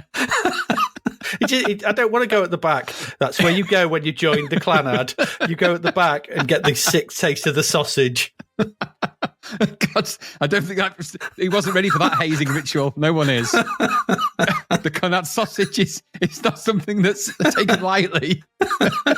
It's a bit like that moment in The Lost Boys when he drinks that drink. Bite that. What is it? That's the Clannad sausage. Honk, honk. I ain't going to save it for you. Eat the sausage and get on with it. Quick, there's a wounded duck somewhere. To hear the sound of the wounded duck, you must partake of the sausage. Eat, Paul. Eat of the sausage and become Clannad. Well, he did sing, didn't he? Wherever he laid his hat, that's his home, and takes a piece of meat with him. He was summoning the Clannad with all of his lyrics. It's been doing it for some time. It's clear now, clear to me. It's clear what's happened. Paul Young joined the Clannad. And partook of the sausage of the Clannad. There you go. Okay, that's decided that now. That's good to know. I like the fact that we get to the bottom of life's mysteries. I've always wondered. But there you go. No, we always wondered. We couldn't make sense of the pieces. We pieced the jigsaw together so you don't have to. Okay, in the remit of the show. The show. It is 11th of August. Number 5 is Set Adrift on Memory Bliss by PM Dawn. Sure. I'm just a human. It is exactly that. Human. It's totally that. I mean, that's what that song was the Mickey take of. Yes, so I know. It is just, I am just like you. I'm just a human. It's that very much so. Yep. In at number 17 is the Glonk, guaranteed. Level 42. Oh, God. Why are they still around? What's going on? Well, they obviously haven't reached the pinnacle of their, whatever it is they do. They're still at level 42. They've yet to ascend to level 43 for 5. They're just stuck on that level. It's so difficult. They can't beat the end boss because it's him. He's the boss of that level, and he keeps them all back. Absolutely, yeah. He keeps them under his massive thumb. Yeah, dreary song though, wasn't it? That very of them, very of them. His hair's a living separate entity now, along with his thumb. It's just taken on a life of its own. It's taken over his face long ago. So he has no control over his body. That's his hair and his thumb. That's true. Or the glonk. Poor glonk. In at number 27 is Near Wild Heaven by REM. This video started the filtering this week. So much filtering. The filtering. The filtering on this it's a pleasant enough song, sang by the bassist, I think. Unusual. I can't remember his name. It's twee REM. Exactly. REM, melancholy with a hint of pretentiousness. Yeah, and you absolutely. Can take that to the bank. Yeah, you can just stick that in any album. In at number 30, but those filters, man. In at number 30 is Romantic by Karen White. Yeah. Loads more filters. Lots more filters. Overused. Loads more filters on the video. To me, this was sub Janet Jackson keyboard stabs and funk. Oh, totally. Clinky clunky funk where the singer was recorded in a toilet. I didn't get that, but yeah, I can see it. I don't want to see it, but yeah. In at number 31 is Cold Heart by Midjur. The opening to this video is one of the worst things I've ever watched. Isn't it just? It's just that bit where he sings at the beginning and does that, that little cheeky grin and wink or something to the camera. Oh, it's so bad. I actually felt my bile rise. Yeah. It was awful. And then I started listening to the song, and it basically was someone said, listen to Graceland, and said, I can do that. Yeah. And they couldn't. No, not only that, there's no excuse at any stage of your life for wearing sci-fi sideburns of that magnitude, Adrian. No. I said, shave those sideburns, goddammit. It was borderline Vulcan in that. It was like, bloody hell, if you had pointy ears, it'd be a bloody Vulcan or a Romulan. Rethink your life right now if you've made that song. Go back in time and prevent yourself from doing it. It's got a name like a Vulcan. He has. Well, again, we could be discovering dark secrets here because maybe he actually is. Maybe he's come from the future to show us the error of our ways and telling his song's us called Cold Heart. Yeah, it's all logical, isn't it? Cold logic, and he's a Vulcan. It makes sense now. All makes sense. Oh, God damn it! We are really sort of on form tonight. It means he's past Colin R. And Colin F and Colin H Colin as well. B. Colin S. Can't get past Colin T though. All the Collins. In at number 35 is Love, Thy Will Be Done by Martika. Oh, so boring. And black and white, therefore meaningful. I've come to understand that's what it means. If it's black and white, it's meaningful. Harsh tonal contrast on that. Someone broke the contrast button. They're like, oh, crap. Would you say it was a stylistic choice? Just very stylistic. Dull Kate Bush impersonation of a song, though. Yeah, rubbish. Yep. This one would annoy you. Number 38, It's On. Even though it's got a title called Egg Rush, so it's a double A side of thing. It's On / Egg Rush by Flowered Up. No. There's panpipes on It's On. I was like, oh my God, this is dreadful. Corn silo. I listened to it and I went, yeah, you're going to hate this. And then I listened to the second one, Egg Rush, and you thought you'd hate that even more. I did. Corn silo. I've written it in big writing. No excuse for that. I can see it. I mean, this is just more evidence that anything that sounded like this was getting snapped up and shoved out. Oh, isn't it? Just goodness me. God. It's rubbish. It's just rubbish. Utterly shit. Yep. Dreadful. In at number 41 is Lift. Double A side, I think, with Open Your Mind by 808 State. Yeah. More filters. Loads more filters on this one, weren't there? Loads of filters. Yeah. Tripped over the sampler, didn't they, when they made that one? Goodness. Couldn't stop demo mode. They broke the synth in demo mode. Like, just to keep it going. I don't know. Figure it out. Just keep it going. But yeah, we'll sort something out. And then the next one, Open Your Mind. Can you guess what sample it uses? It's not that sample's used quite a lot in dance tracks, as you can imagine. I can imagine. I think it's Usura did a track called "Open Your Mind," and these do a track called "Open Your Mind." No, it's a type of sound, I guess. It's not one that should be heard, though. No. Too stabby. Too stabby, I think. Too stabby. In at number 60 is Let It Slide by Mudhoney. I don't get it. Didn't think you would. I mean, Sub Pop. This is Sub Pop, is it? I don't think we've had Sub Pop before. This might be the first Sub Pop track we've had in the charts. What does that mean? Sub Pop's the label. Just the label what Nirvana are on and stuff. It's the grunge label, basically. It's the one that... Okay. I thought Nirvana were on that. Fancy Geffen. I thought they were on Geffen. I think they came from Sub Pop. I have a feeling that they did. I'm not sure. I don't fully understand the lineage. But Sub Pop, where they're loads of those sort of grungy bands like Mudhoney, Pond, all those kind of things were on Sub Pop. And they were a really influential label for that sound. And Mudhoney were one of those bands. I think this is, well, it comes to their album. This is the third album. It means grunge is literally just around the corner. Grunge is starting to make its appearances. We've seen bits and bobs of it with, I mean, not totally grunge, but we had Soundgarden and things like that appearing. But Mudhoney in the charts is a sign that things are afoot. I don't particularly mind this song. Never a massive fan. I mean, Touch Me, I'm Sick is great. But always a good one to jump around to, that was. But this was all right. 18th of August, in at number 9 is Charlie by The Prodigy, their debut single.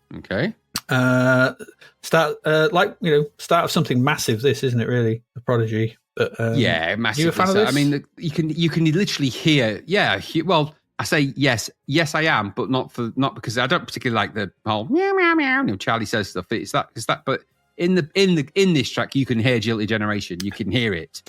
It sort of lives in the background of this track. So very much the sound of, and I love songs for Jilted Generation. It's one of my favorite Prodigy albums. And in the background of this track, you can literally hear that sound trying to get out. And that's, of course, where it's all heading. And Liam Howlett is a real sample master, though. I mean, goodness me, the guy's gifted with it. So I'll forgive that because of that. But and because Jilted Generation is in the near future for this, but for the Prodigy, of which it's just a monumental thing. However, I don't really particularly like the Charlie Says thing because I think it's a bit tacky and cheesy. But in the sound of it, you can hear Jilted Generation going, "I'm coming, I'm coming." Oh, I love that. I love that about it. Yeah. Yeah, I mean, this was their debut single straight at number 9, sort of thing. They're obviously, and playing the video for it is them playing one of their live shows, and there's people going crazy there, and which you'd obviously expect. So I presume the Prodigy were massive underground at this point before they released a single. I mean, we didn't really hear much of them in Grimsby, I'm going to say, so we were kind of unaware of them until this came out, and then this started to be played. This was played a lot. This was played a lot on the indie nights in Gullies. This was always a bit of a floor filler as well. These songs always got a lot played, didn't they? Yeah. The Prodigy tracks, always did.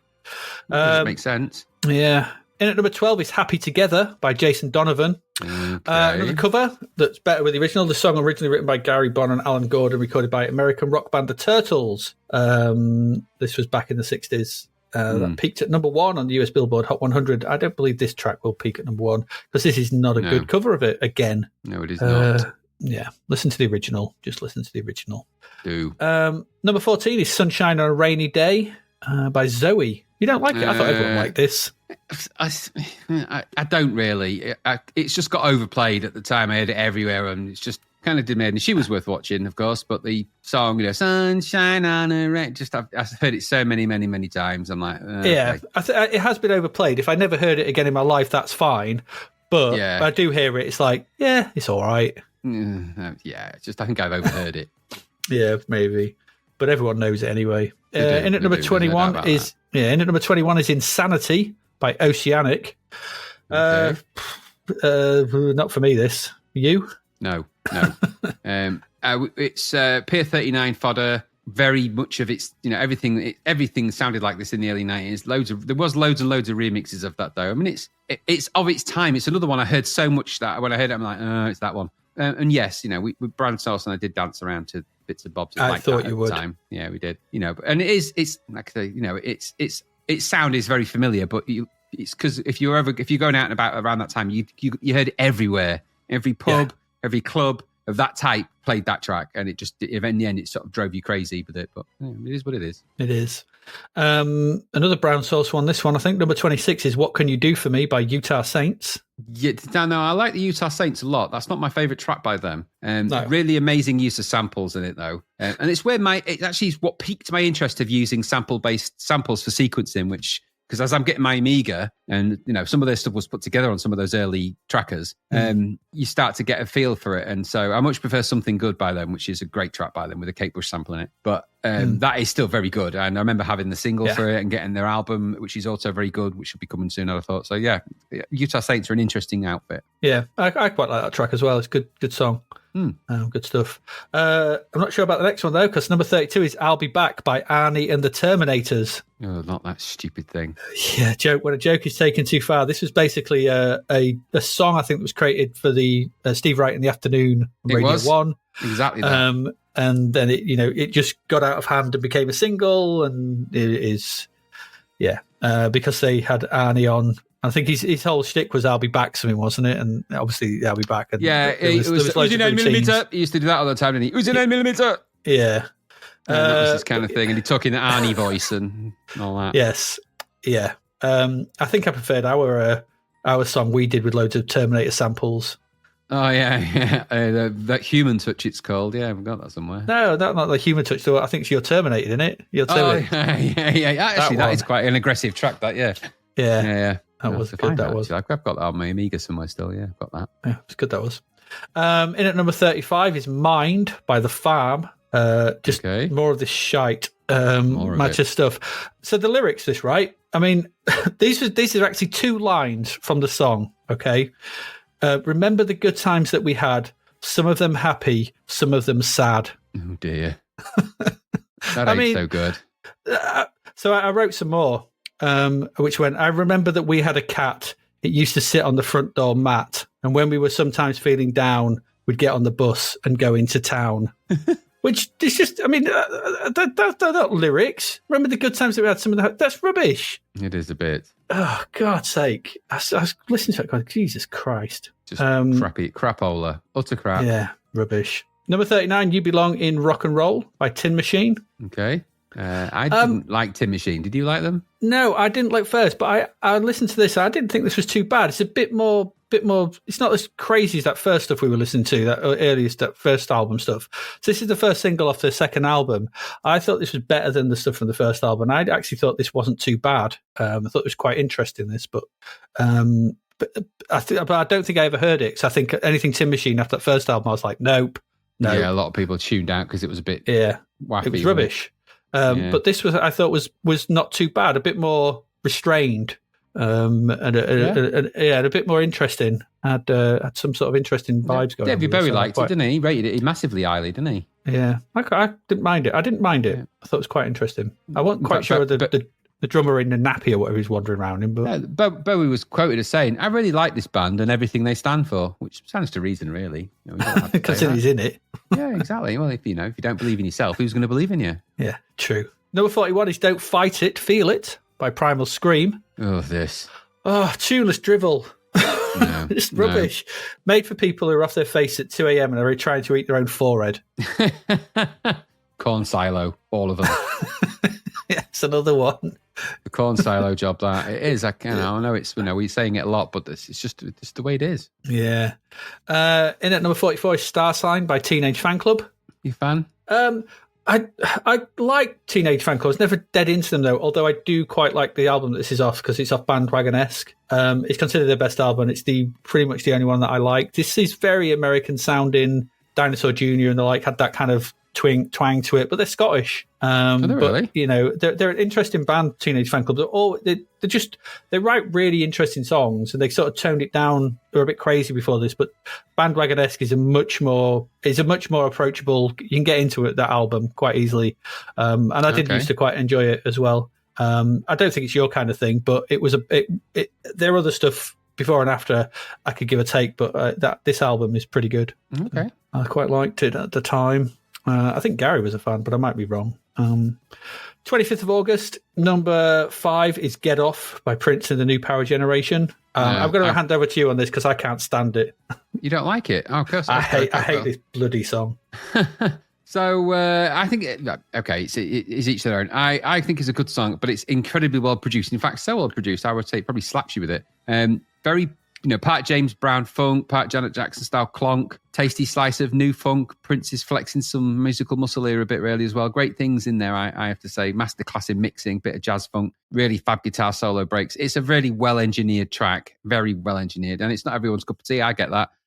But I think it was just a bit of a landmark for Prince. And a sort of obviously it's the new Pounder generation as well, which was his band, but it's also a very different sound to When Doves Cry and things like that. So it was it was very James Brown influence. I mean, he even quotes James Brown in it, doesn't he? And sort of impersonating a bit. So good. I think it's a good track by Prince. It's certainly just a different thing in the chart now, anyway. At least tonally. Yeah, I think it was one. It's just I heard it got played so much. I just did. I wasn't a massive fan of Prince, and but you didn't hear his songs all the time. This got played so much. I just got so annoyed with it, and I hated it. It just put me off. I was like, no, I'm done with it. Go away. It did get put around a lot. This one, it has to be said. Yeah, I appreciate that people like it, and I get all the musical stuff like that. But it just rubs me up the wrong way. It makes my back itch and my hackles rise listening to this. So as soon as I hear that opening, I'm like,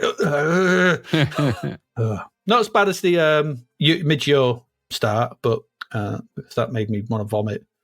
In at number 13 is Stand By Love by Smipplemans. Okay.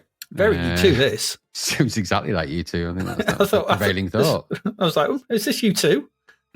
What was that other band we thought? It was the Alarm, wasn't it? It's like they've taken over the Alarm's place as the U2 tribute act. It is very U2, it has to be said. I mean, it's very U2 indeed, but okay, that's what it is. Yeah. That's what it is. I didn't particularly listen to it very much because I didn't think it was very good. Number 21 is Calling Elvis by Dire Straits. Another 80s act. Go back to the 80s. Go back. Are they just talking through all their songs on that album or something? He just talks through all 3 songs, doesn't he? That's all Mike Knopfler can do. He's like, but it's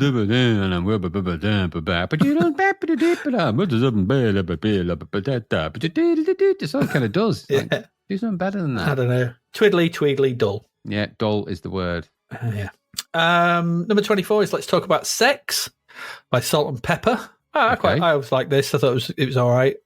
Catchy at the time. Not using my thing. I guess it's got an interesting message. It was all right, I suppose. It's not offensive, is it? It's inoffensive enough. Yeah. I mean, I think there's a lot to this song, and I think it's quite. You don't get many songs like this they get a lot of songs about sex and about being, oh man, I'm going to love you all day and all that kind of rubbish, but not something that's advocating, talking about it, I suppose, which is quite good. And it was, it did the rounds as well, and it was popular in the clubs and the pubs as well. But at least it was different. It wasn't just the same old. It was had a bit of life in there, so that's quite good. Yeah. And number 28 is Lies by EMF. Oh God, yeah, aren't they just? I don't know if it was the quality of the video here. His voice is awful. It's just awful. Crap music, crap recording, crap everything. Corn silo. Generic indie Manchester beats and rubbish tune. It was rubbish. You're right. Just rubbish. Number 29 is Good Vibrations, featuring Lolita Holloway by Marky Mark and the Funky Bunch. Yeah, no. It's black and white, so meaningful. But there's no good vibrations coming off that. It's just the vibrations you hear are him hitting the bottom of the corn silo. This corn silo is getting quite packed. It's going to need a lot of corn to cover these bodies. Well, it is. We've got to just fill it up and keep it filling all the way to the top. Don't stop. Number 34 is Be Young, Be Foolish, Be Happy by Sonia. That nearly deafened me when I went to listen to that. It's so loud. It was quite loud. It's standard PWL with extra horns. It is, but it's like, compared to the average volume of the other tracks, when that one came on, it was like, it's just like really loud. I was like, wow, okay, Sonia, bloody hell. Calm down. Yeah, I mean, she seemed happy enough, didn't she? Be young, be foolish, be happy. But you're never going to be number one with that song, are you? That's what you're not going to be. No, you're probably not. In at number 37 is Republican Party Reptile EP by Big Country. Ugh. They've gone all middle America country rock. Only just. What the hell? Why would anyone think that's a good choice of direction at this point in music? I don't know. What happened? Why did it happen? Don't know. Maybe the Clanobites got them. I couldn't figure it. I was like, have I got the right record on? This is supposed to be Big Country, tweedly guitars and good tunes, and it's like old slide guitar and stuff. And what's this rubbish? It was crap, is what it was. It was rubbish. Yeah. You're not wrong. Yeah, rubbish. And finally, in at number 52 is Promise of a New Day by Paula Abdul. Okay. A heavy snare in this, dreadful chroma key as well. and a really bland and boring song. It was. Yeah. Just not a lot to say, is there? Just really bad. No, I mean, it was boring. They just did the aspect ratio of Paula Abdul's videos, didn't they? Did they? Yeah. So you'll notice at the beginning of the video on this, they adjusted the ratio so it made her look sort of tall and thin, as opposed to wider. Because obviously she was, Paula Abdul is who she is and a very successful dancer. That's but rubbish. she wasn't fitting the 90s waif requirements for this kind of thing, and so they did what they did to Wilson Phillips. They either filmed her in rapid fire, black and white, or they reduced the ratio, so they basically squashed the image from the sides and sort of pinched it from the sides to make it taller and thinner. And you'll notice that at the beginning of this video, she's squished from the sides. Down with that sort of thing. Yeah, crappy record rubbish. Industry. What do they know? Yeah, indeed. That's it for the singles. An interesting bunch with a lot of dead people at the bottom of a corn silo by the sounds of it. And good. And that's the best place for them. Paul Young munching on a sausage at the end. We do have some albums to get through, though. In at number 3 on the 4th of August was Move to This by Kathy Dennis, her debut album. This originally came out in October 1990. Really? But I think, and she'd been writing it for like years or something. It took a while. It really did. Yeah, so there was a lot of work went onto this, and but I think she just was releasing singles slowly, and finally got to number 3. Finally hit the charts. In at number 40 is A Peaceful Journey by Heavy D and the Boys. Black and white cover, so meaningful. Yeah, very meaningful. The meaning is off the chart full. Yeah, this marked the group's first album since the death of member Trouble T. Roy, who had died almost a year before the album's release. Several songs on the album pay tribute to him. 11th of August. In at number 33 is Beat Songs by the Blue Aeroplanes. Who? The Boston Globe wrote about this. Intense and dreamy, acoustic and electric, Beat Songs is yet another fine effort from a fringe alternative band, one that deserves a major push and breakthrough. I'm guessing that never happened, as I've never heard of them. Never heard of them. Who are they? No idea. It was their debut. Was this their debut album? I don't know.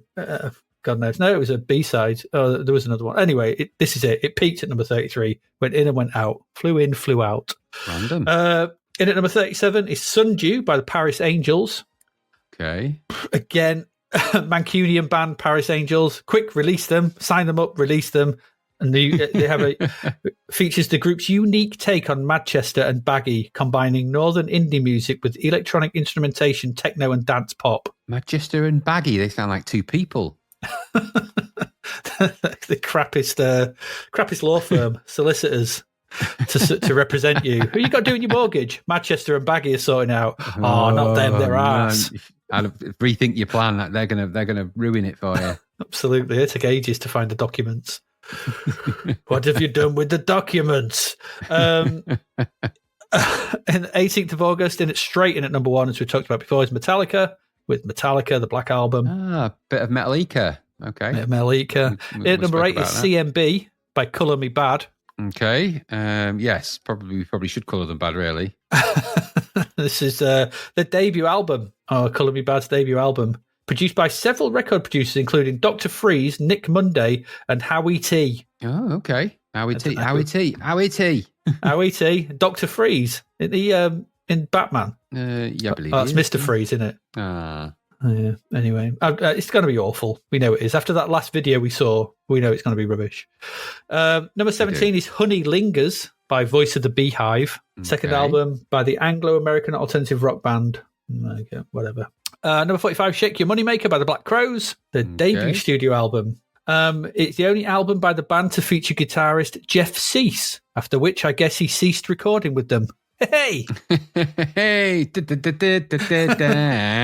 I was happy to get to that joke.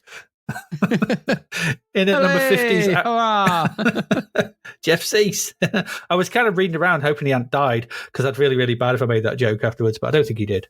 In at number 50 is Abracadabra by ABC. Ooh, their sixth studio album. The final album to feature founding member Mark White.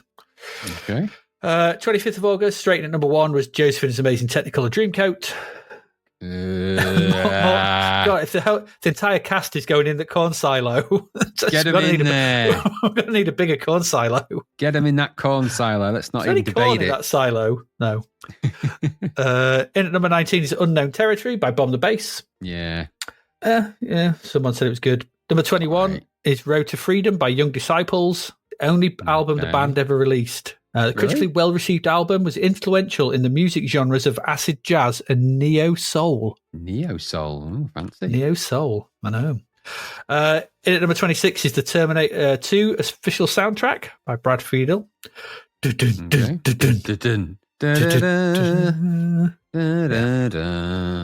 that's the one. Yeah. Number 34 is Every Good Boy Deserves Fudge by Mudhoney. Do they? I don't know. That was the good album. Record was off. It's your thing, isn't it? Really, it's more your thing. Really, I've never listened to it. Like I said, I wasn't a massive Mudhoney fan. Just a couple of tracks I like. I do like the fact that it was recorded at a time when the band was thinking of signing to a major record label, but decided to release the album on Sub Pop in '91. The album shipped 50,000 copies, and it's credited with helping to keep Sub Pop in business. Oh, crikey! Nice of them. And finally, and at number 70 is Strangitude by the Osric Tentacles. Osric Testicles. No. Osric Tentacles. This is the track listing off this album. White Rhino Tea, Sploosh, Saucers, Strangitude, Bizarre Bazaar, Space Between Your Ears, Live Throb, and Weirditude. Yeah, I've got a mate who was well into this. Is it kind of crusty tech trance, I guess you call it? I think so, yeah. You can imagine what it's exactly going to be like from those track titles. Yeah. There's 1, 2, 3, 4 tracks in that over 7 minutes long. Yeah, I mean, the Osrics, there's a couple of really good tracks by them, actually. They sort of moved into they're very trancey type vibe, as far as I'm aware. But I wouldn't say it was a band I've listened to massively. But I do know somebody who was a huge fan of theirs, so I probably have heard some of their tracks from time to time. Yeah. But that track listing was exactly what I was expecting. Yeah. So there you go. And that's it. That's it for the music. Just Prodigy and Metallica, I think, were the big standouts. And good to know what finally happened to Paul Young. Well, we know now that he's sat there. He partook of the sausage, and he's now of the Clannad. That's how it goes. That's how it rolls.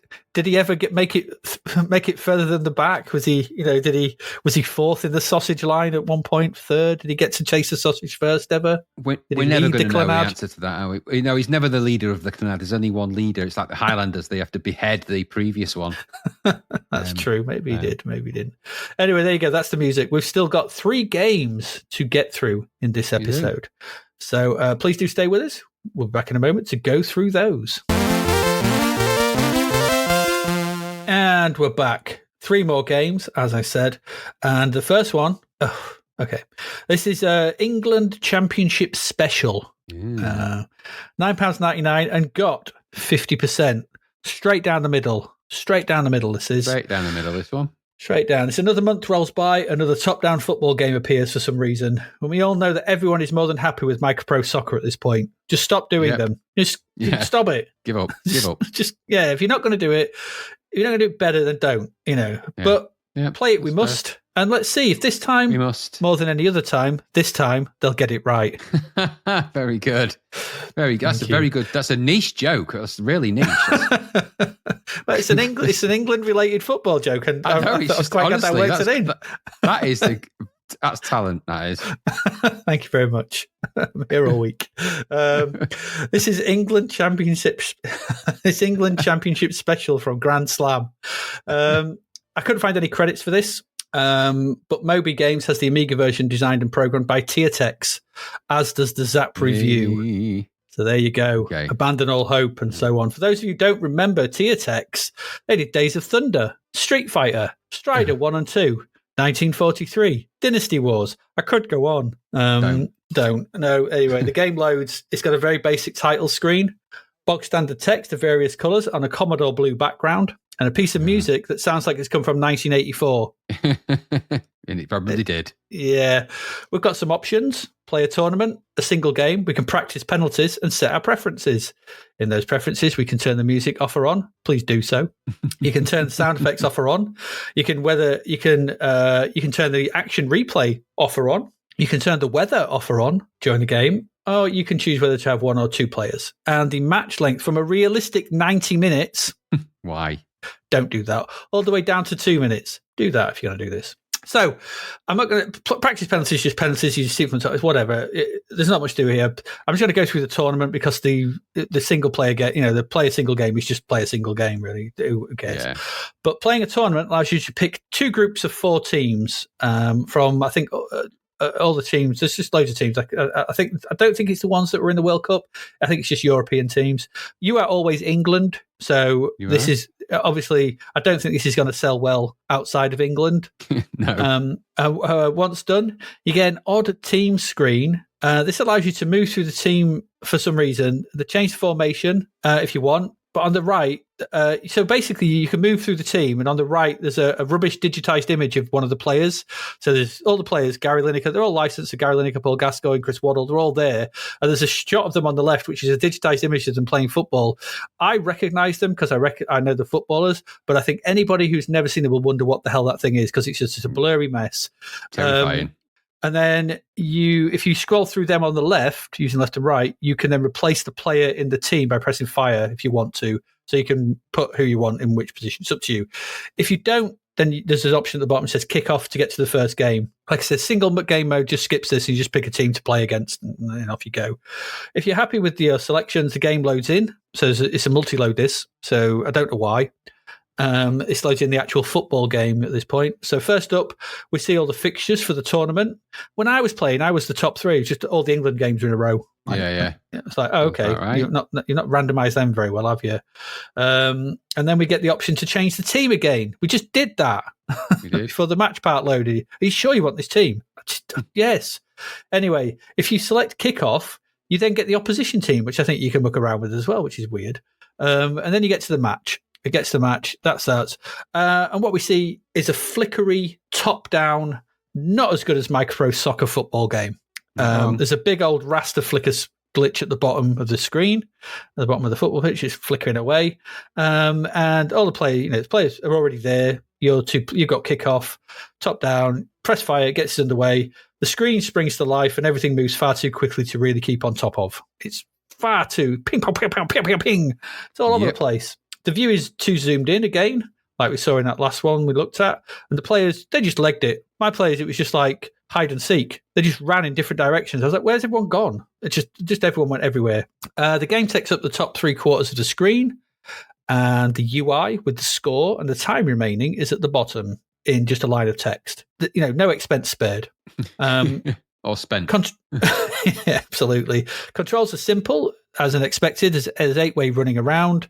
If you're defending, so if you don't have control of the ball, pressing fire allows you to slide tackle. If the ball is in the air, you can press fire to jump and head it. I tried that, it never seemed to work. I don't know. In attack, when you have the ball, you can run with it. It sticks to you, so it's that kind of control, which is fine. Holding down fire will thump the ball further the longer you hold it down. So just a tap will do a low pass. Hold it down, you'll do a big old, hoof up screen. I'm not sure if I did at times put some bend on it, but there was never any kind of reliability to it. So I don't know if it was just going towards another player. I don't know. Mm-hmm. I couldn't find the instructions for this. Searching for England Championship Special brought up nothing about this game. It's way too generic. Yeah. So I couldn't find them, but there was nothing in this. I read the review in Zapped, and I couldn't see anything that was particularly like pulled back for lobs. It just seemed to be how far you play it. But who cares? So it doesn't really matter because it's just not very good. It's really not. The AI, such as it is, like I said, they're like headless chickens. Just everyone just legs it everywhere. Games just come down to booting it as soon as you get it, and I hope one of your chickens is running about near it. Because there's no radar view, so you don't know anything. The view is too zoomed in to actually make any kind of strategic decisions. Fouls can happen, but they're stupid. I got fouled on my goal line, basically. I was running around and I got fouled on my goal line, and 3 of my players stood in front of me as a wall. I was at my end of the pitch. I was like, what has gone on? What has happened here? This is stupid. When you score, which you won't, especially playing against a computer, but when they score, it's an action replay. But it's all in grey for some reason. It just goes grey. I presume that means it's meaningful. But I don't know. They just get an action replay. And who cares? Just go play Micro Soccer. There's nothing to this. the better opposition, once you play, a better team, they're just infallible. My players were too slow and ploddy compared to them, which means they would just take the ball off me and score all the time. And it all became very tiresome because there was no opportunity for me to get better at the game. Because he just was, even if you play a worse team, it's just, and maybe this is a comment on England at the time, but I think England were actually quite good. We got to the World Cup semi-finals and stuff, and this is one of our better teams. We were okay. Yeah. This is dreadful. It's just rubbish. There are far better options out there than this. It's all a bit flickery. It's hard on the eyes too, especially if you put the weather on, which is lightning flickering away as well. So you're like this flickering, white, flashing, gory. It's awful. Didn't like it. The noise of the crowd is that annoying white noise. Noise you get in these games. So at least there's a little bit of atmosphere and thump, thump, thump as you pump the ball around. There might be, somewhere in here the germ of a decent football game, but it's been rushed out. I don't know. And this point as well was we are more than a year past Italia 90. All the pictures from this on the cover are from Italia 90. It's just, why are we still getting these? We lost. Why do we want to celebrate losing the World Cup? We're not getting there. We lost in a really horrible way. So no, I didn't like this. It's a poor imitation of a much better game, and don't play it. 50% is generous for this. This is it's not the worst football game I've ever seen, but it's a late 30s, early 40s at best for me. It's not very good, and it's not worth your time. Go play Murky Pro Soccer instead.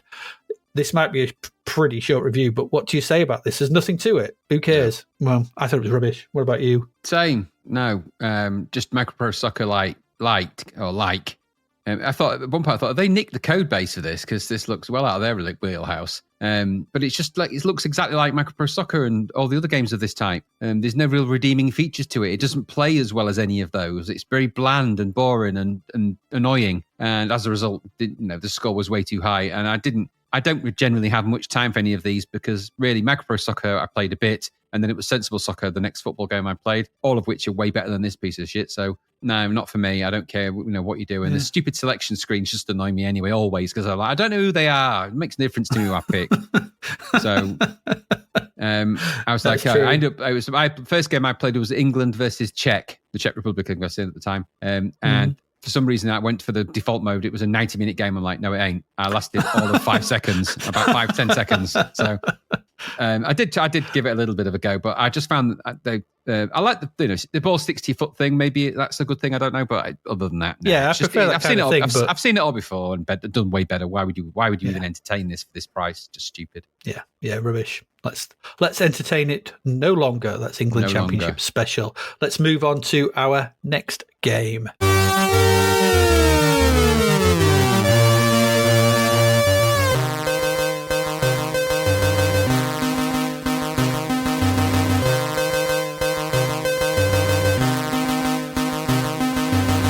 And it's over to you, Graham, as well. Another trip from another port from down from the arcade. Aye. It's you to tell us all about Mercs.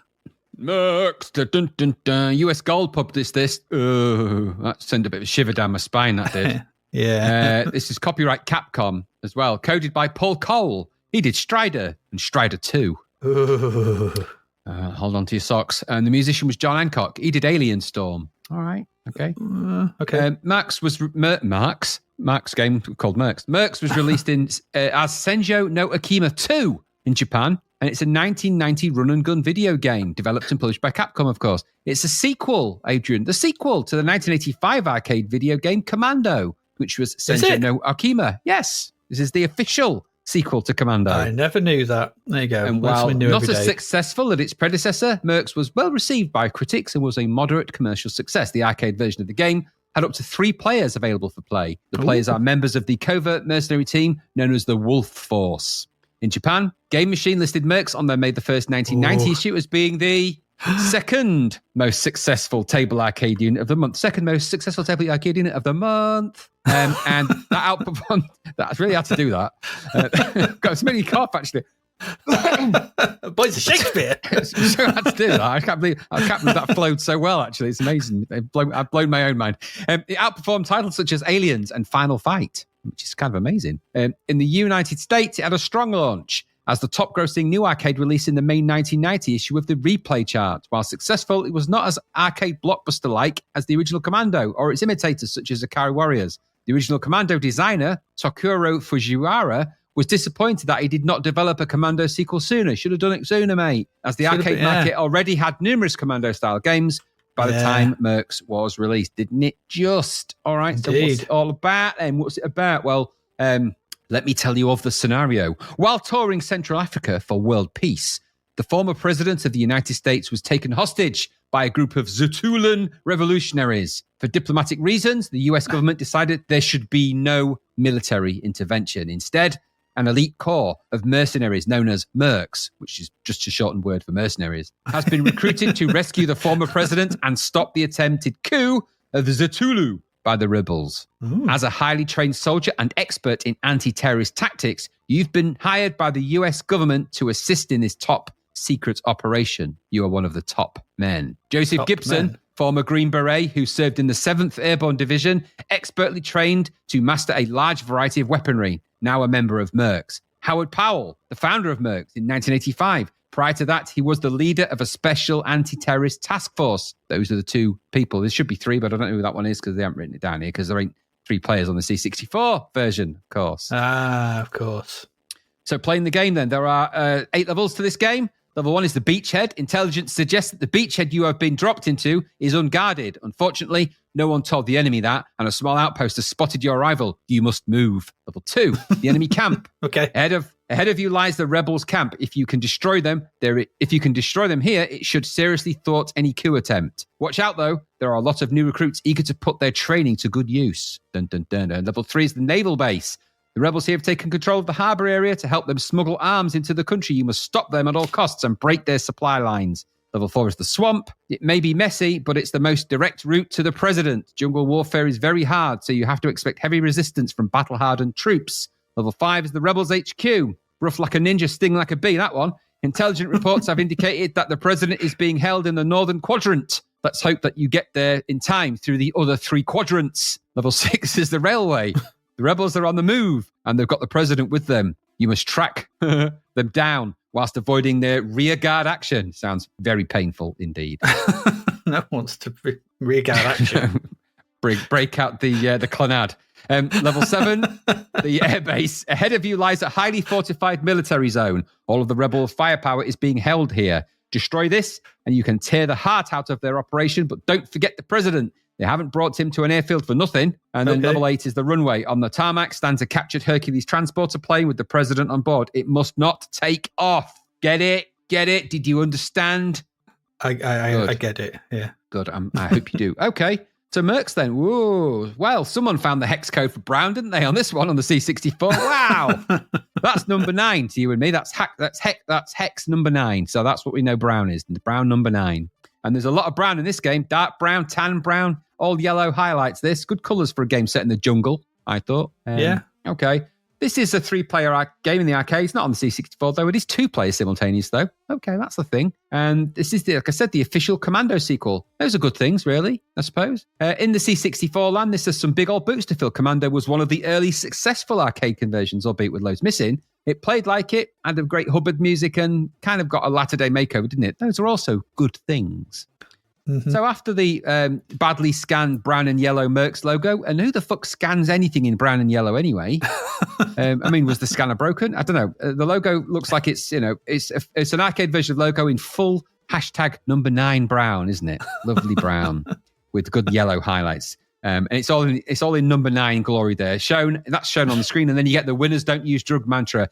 Just type it on there. You don't have to scan that, do you? You don't have to scan that, I mean. It's a bit cheap, that. Again, all leading stuff from the arcade with some stirring kind of music playing at this moment in time. And then the game starts and the loading happens. And so will your waiting and your patience as you feel them get thinner and thinner and thinner.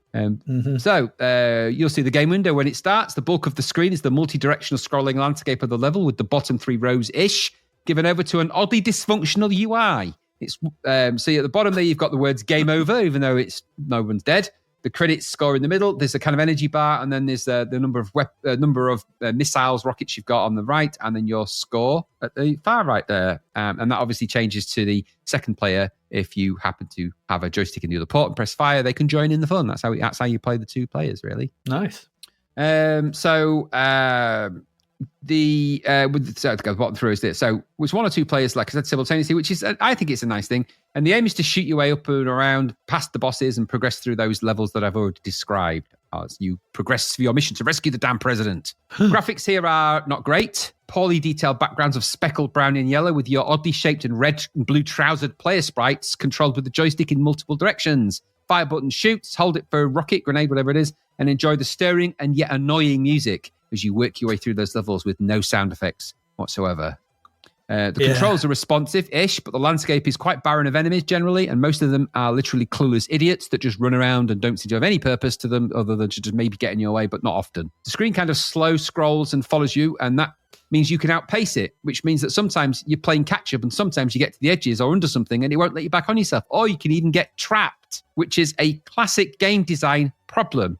So you can get trapped here in certain parts of the levels. I got trapped on level 2 because I went to the far right, the screen scrolled up, and I couldn't get back across the bridge. So I was stuck. So that's a game bug. That's a game-breaking bug in a game like this, and that's unforgivable, really, for something like this. Yeah, absolutely. So, but that did happen, and I imagine it's probably something that happens quite frequently because you can't go back on yourself in this game. You can only go up and forwards, but never backwards, which is really dumb. I don't know why that's the case, but that's really dumb logic to me. So the screen, like I said, slow scrolls around you. It plays catch-up when you get to the edges and you get stuck under things. And that can lead to those weird situations. You have to shoot some of the environment out sometimes to progress and get through more, which isn't always immediately obvious that you have to do that, although it does flash when you hit the right thing. And otherwise, you've got to move around, stay away from the bullets that might come your way. They probably won't because the enemies just run around and go, there's no rhyme or reason to what they do. And there's bosses in here which are lifted from the arcade. I got to this giant airplane which was badly drawn and fired inexplicably across its own path. So I couldn't quite figure out. So its left gun was targeting shooting over to the right, and it was like shooting like an X. It was really stupid. Mm-hmm. The levels all feel a bit abrupt too. It's not long before at the end of this level, it's like end level, go, done. I was like, well, okay, that was quick. There's no brouhaha, no shenanigans. It just end level, and I was being attacked by an airplane. And that's a bit like the arcade, actually. So the arcade is a little bit like that. So it's not just down to the C64 version. I played the arcade version on my mini little device because it's on that little magic device that I got for no reason. Ooh. And on the Evercade thing. And it has the same problem. The levels just sort of go end level. There you go. I was like, oh, okay, right. That's happening then. So the graphics on this game, like I said, you're walking around. You're meant to be in this kind of landscape, so you get classic blue. Is kind of a big scrolling area. Blue for ocean, yellow and brown for ground, occasional rocks. You do get some brick pattern, whatever the hell they're meant to be, buildings, I guess, or sandbags. It's not really clear what they are. The scaling's off the chart weird, and none of the houses have roofs on, so I imagine that's probably a hazard for a place in the jungle where you've got all sorts of creatures and flies and things like that, and rain as well, I imagine. yeah, just weather. But the graphics do change throughout the levels, and they don't really get a lot better, but they just get a little bit more tonal. They're not all, I'm joking aside, they're not all brown like that. There are some that are less brown or grey in some of the areas as you get further in the game, but I didn't get that far into it to really have to deal with any of that. So like I said, graphics are not great. Poorly detailed backgrounds, speckles of brown and yellow, like I said, with your oddly trousered mate there. It was a bit weird. The controls are responsive.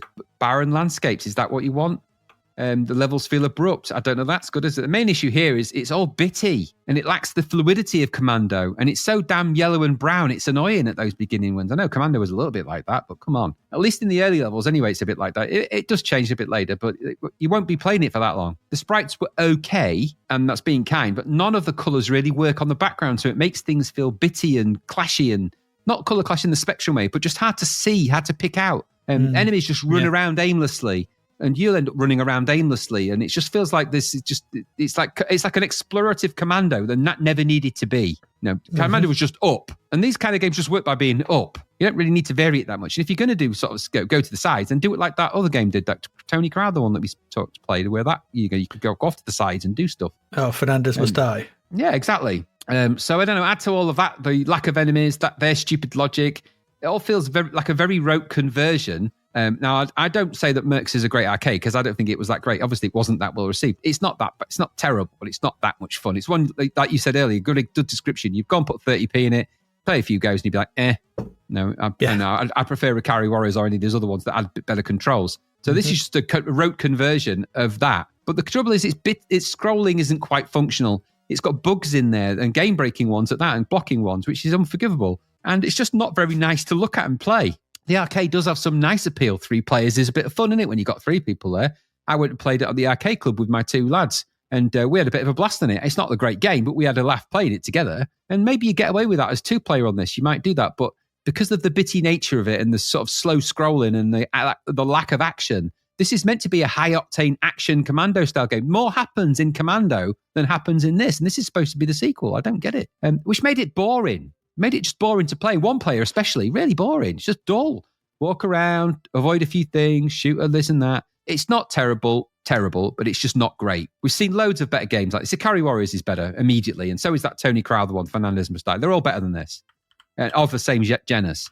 This lacks the pace and immediacy of any of them. And its boring palette of brown number 9 is depressing after a while. Add to that annoying music in game, which just is like a very short loop of annoyance. And you're not heading into the same classic game territory as Commando, really, are you? This is just, someone's gone Commando, I think, and done a massive dump in someone's bath. It's unpleasant, all of that. Don't do that. Don't ever do that to anybody. Never do a brown number 9 in anyone else's house. Just don't do that. So, no, don't. Don't. No. Or the Clanad will be there to get you, with their Hessian socks and Hessian pants and their Clanad sausages and weaponry. But anyway, Clanobites. The Clanobites will find you. So I didn't rate this. I thought 10 out of 9 was expensive. You got 59% in Zap. I'd say that's a bit high. I would have given it in the 40s. This is a very average conversion of something that's a little bit better in the arcade, but not massively better. But it didn't deserve this kind of bitty brown treatment. Nothing did. So I didn't enjoy it. Maybe there's a 2-player thing in there, maybe a little bit. Maybe I'm being a bit over harsh. I didn't get much out of this. What about you? No, I didn't get much out either. I was never a massive fan of this in the arcade. So I wasn't particularly looking forward to the C64 version. And so I guess in that respect, it's a decent conversion when trying to squeeze Mercs into the C64 because it's quite a big old game. But it's, you're trying to push average into average. And so you get what you get. We've seen this loads of times. The scrolling's too slow, which is the big thing. You can don't keep up with you. We've seen this in games before. I think it was Alien Storm, where you have to sort of wait for the scrolling to catch up with you. That's annoying. Yep. It's always annoying in these games. You should be kept in the center, or at least near the center. Scroll the screen quick enough. Like was it Marble Madness or Gyroscope as well back in the day? The repetitive music is annoying. No sound effects gets on your nerves quite quickly. It does. The sprites are rough. The backgrounds are bland and very brown. I guess, the arcade was brown. It just feels, I've written this as well, it feels all very boring at this point. There's no real desire to play this when there are far better alternatives that are more interesting and out on budget by now. Off the top of my head, Commando, Ikari Warriors, Fernandez Must Die, Who Dares Wins, all better than this. And give you that same, Who Dares Wins 2, sorry, who just give you that same better, feeling.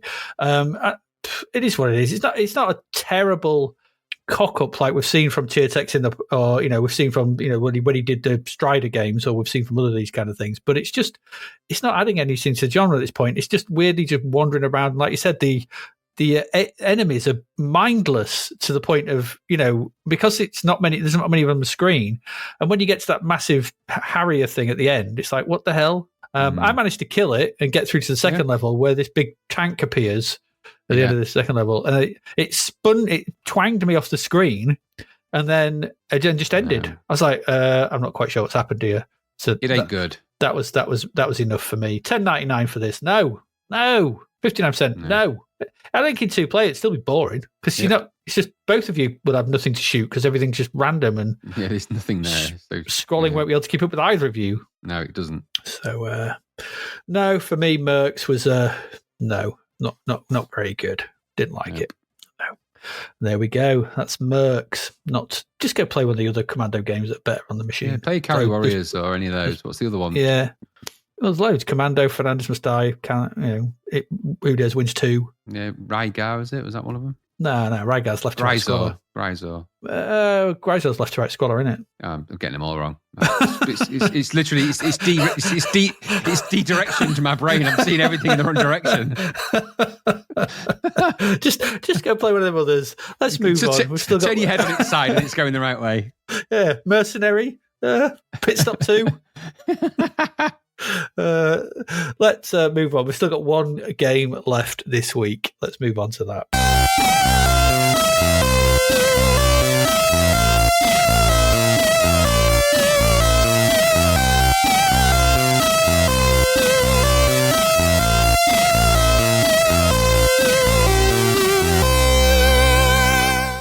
And this game, it's a budget game. It got 60%. And it goes like this. It goes Top Cat, the most effectual Top Cat, whose intellectual close friends get to call him TC, providing it's with dignity. Top Cat, the indisputable leader of the gang. He's the boss, he's the pip, he's the VIP, he's the championship. He's the most tip-top Top Cat. Yeah, you remember that tune, yeah? Right, everyone does. Well, everyone over here does. That. Yeah, everyone remembers Top Cat. Great, well, forget it. Forget all about it, because you probably won't hear it here. And with it, forget all your precious memories of Top Cat as well. Yes, do. Because this is Top Cat in Beverly Hills Cats. And for $2.99, you can weep as another license done wrong. Yep. Another game list from High Tech Software. We saw them doing that Scrappy Doo one, didn't we? Did. We're doing that. This was developed by PAL Developments. It had Al Dukes on code. Okay. You may remember Al from such games as Bomb Fusion, which I quite liked, and Yogi's Great Escape, which was odd and had that weird final level where you're flying around. It's got Richard Morton on visuals and Julian Potts on music. He also did the music for Bomb Fusion and Yogi's Great Escape. For those who do not know, because I was quite there's some I thought Top Cat was just worldwide popular. It turns out it wasn't, and there wasn't that much of it. It's an American animated sitcom produced by Hanna-Barbera Productions, originally broadcast in primetime on the ABC network. It aired in a weekly evening time slot from September 27th, 1961 to April 18th, 1962. That was it. Single season of 30 episodes. Right. The show was a ratings failure in prime time. But became successful upon its time on Saturday morning television. The show also became very popular in Latin America countries, especially Mexico and the United Kingdom. And it was very popular over here. Very popular. So anyway, let's get into this game. There's a nice loading screen for this. The version we had weirdly didn't have it, but and kind of just went straight into the game. But there is actually a loading screen and front end to this. I don't know what happened to the one we were playing.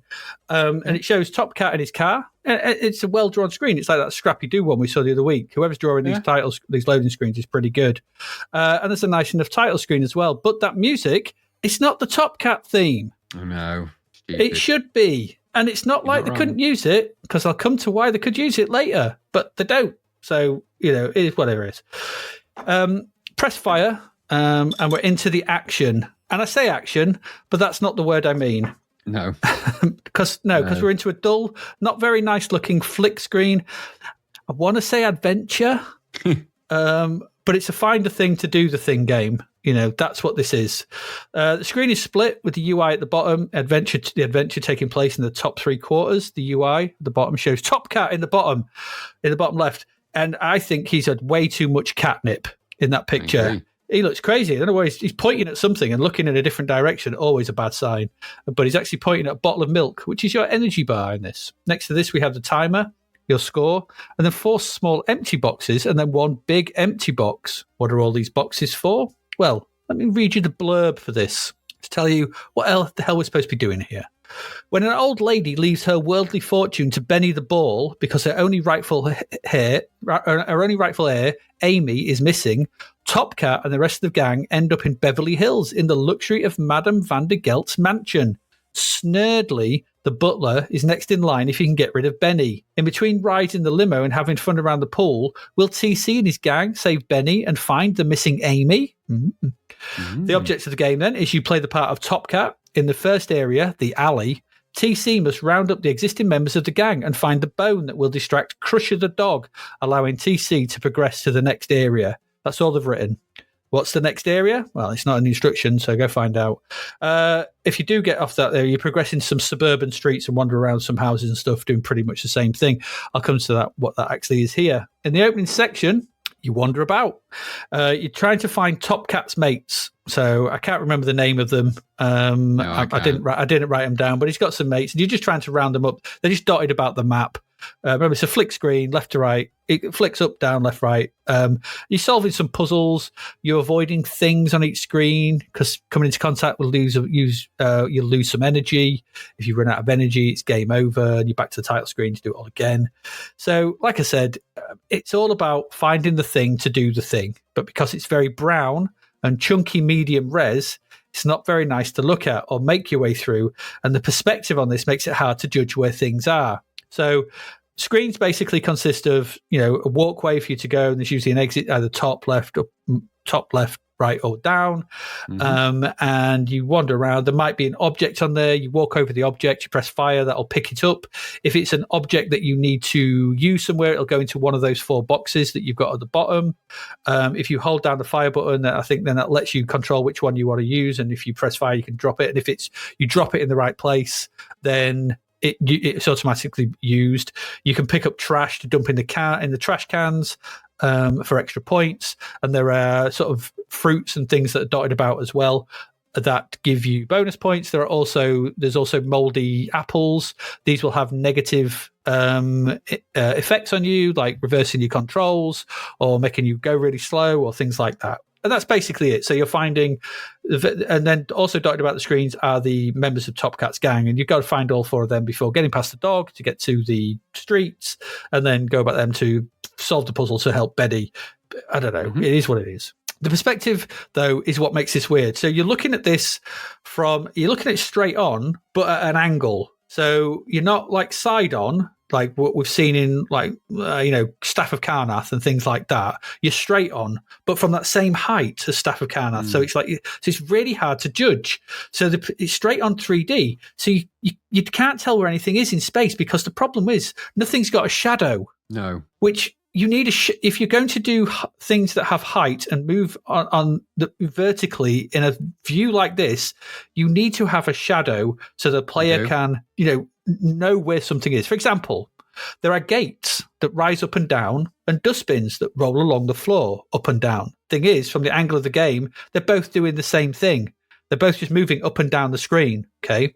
But one is the gates are moving up in the air, which means you can run underneath them when they're up. Okay. But the barrels or the trash cans, whatever, are rolling along the floor. So you have to wait for them to get out of the way before you can run past them. Okay. That's impossible to know because there's no shadow. They're just moving up and down the screen. So I don't know why they've done it like this. It's annoying. It makes navigation trickier than it needs to be, and energy loss not always obvious, because you're like, I thought that was moving up and what it's going, oh knows. And that's kind of it, really. You're just wandering around finding stuff to solve some puzzles. I mean, okay, it's £3, but I didn't like the view, and I don't think it plays particularly very well. The Top Cat sprite, it's passable, I guess. It kind of looks like Top Cat a bit, just a bit weirder. But everything else is kind of lost in the medium res haze of blurriness and brownness. It's really brown. This is another game where they found that that number. Hashtag number 9. Hashtag number 9. They really have. And wandering slow, and you move slowly as well. So you're wandering slowly around these screens. There's no sound effects. There's just a boring tune for company. And it soon gets very old very quickly.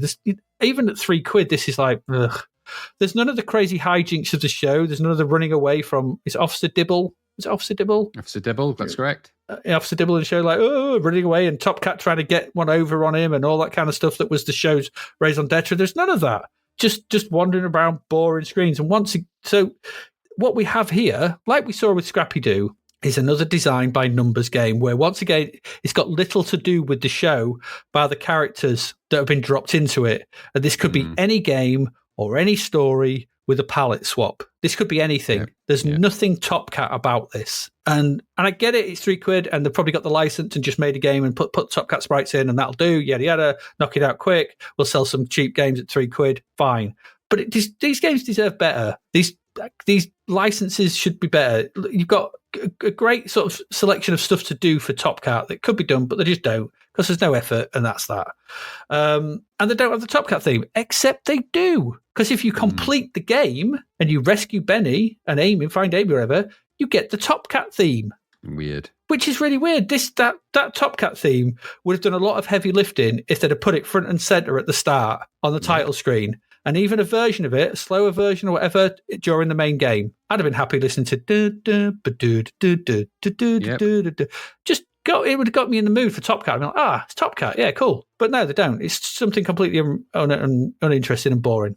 So why is this left for the ending? I don't know. Barely anyone is going to hear it because no one's going to play it long enough to get there. I didn't enjoy my time with this. It's boring. It's boring, and it's not a Top Cat game. We're going to say that about a lot of these games. This is just a find the thing to get to do the thing type thing. That other game we played, what was the other one we played the other week with the Viking? Spike in Transylvania. Yeah. Or what it was. That's better. Way better. Because it wasn't, that was more fun, more logical, more enjoyable. That was a find the thing to get the thing, but done in 3D, but much better. Same price. Go get that. Go play that, because it's the same template of game, and you won't get as annoyed as you will be because you won't hear the Top Cat theme. I didn't like this. 60% was generous, but maybe that's just me. What did you think? No, it's not just you. I thought it was. I thought exactly the same. I thought it had okay-ish graphics at the beginning, but then you soon realise that you're not. It's got the angriest looking Top Cat as well in the graphic in the bottom left of the UI. It's like he's been. I don't know. He looks evil. Yeah, catnipped. Yeah, he's properly off his rocker there. And so it's just bitty and unpleasant to play. It's a dreary game. This a wandering brown tour of a Homer's webpage, like a live tour where you can just wander around and encounter random objects that have no meaning. Yep. Really dull. Nothing to do with Top Cat, or like you say, Officer Dibble, or the familiar street that they live on. They live on the back streets. That make that the look of the game, not this weird maze-like monstrosity. It was like being trapped in a weird Top Cat version of Dante's Inferno. I didn't like it at all, and I thought the icing on the cake is the fact that they've got all of that, as we've said so many times, all of that licensable material to use, and they just use it stupidly or not at all. Waste of time, waste of money. This is a very poor game, which is a shame because of all the games you've got where all of your mates have been captured and you've got to go and find them and rescue them, this would be the game to do that. That's the Rupert type idea where they've all been captured in someone. You have to go, and that kind of idea is it's at home here with a bit of exploration. The spiky game that we spoke about, the Viking game, all of those that's how you could have rolled this game out. But just to make it this wandering tour of a load of random objects that look weirdly floaty and don't really work and function as a game really anyway. No thanks. I didn't enjoy it at all. Unfun. Yeah, do you remember that cat one we played age? Was it Stray Cat? Yeah, there was the one with the cats. Yeah, I can remember the one where we went in a bar at one point and the sort of side on walking around. Night on the Town, was it something like that? Night on the Town, yeah, really well animated cat, and that was what than that. Was it Night on the Town? What was it called? It was something like Night on the Tiles. Yeah, Tiles. It was something like that. Yeah. So that was set in a back alley, wasn't it? On the tiles. Yeah, on the tiles. Yeah. So that could have been could have made that into a Top Cat game. If you think about, like you said, they exist in a back alley. They're always nicking stuff, but that's what these cats do. They're alley cats. Exactly. They could have had fun with it, but they didn't. So no, they didn't. Oh well. No. Anyway, there you go. That's it.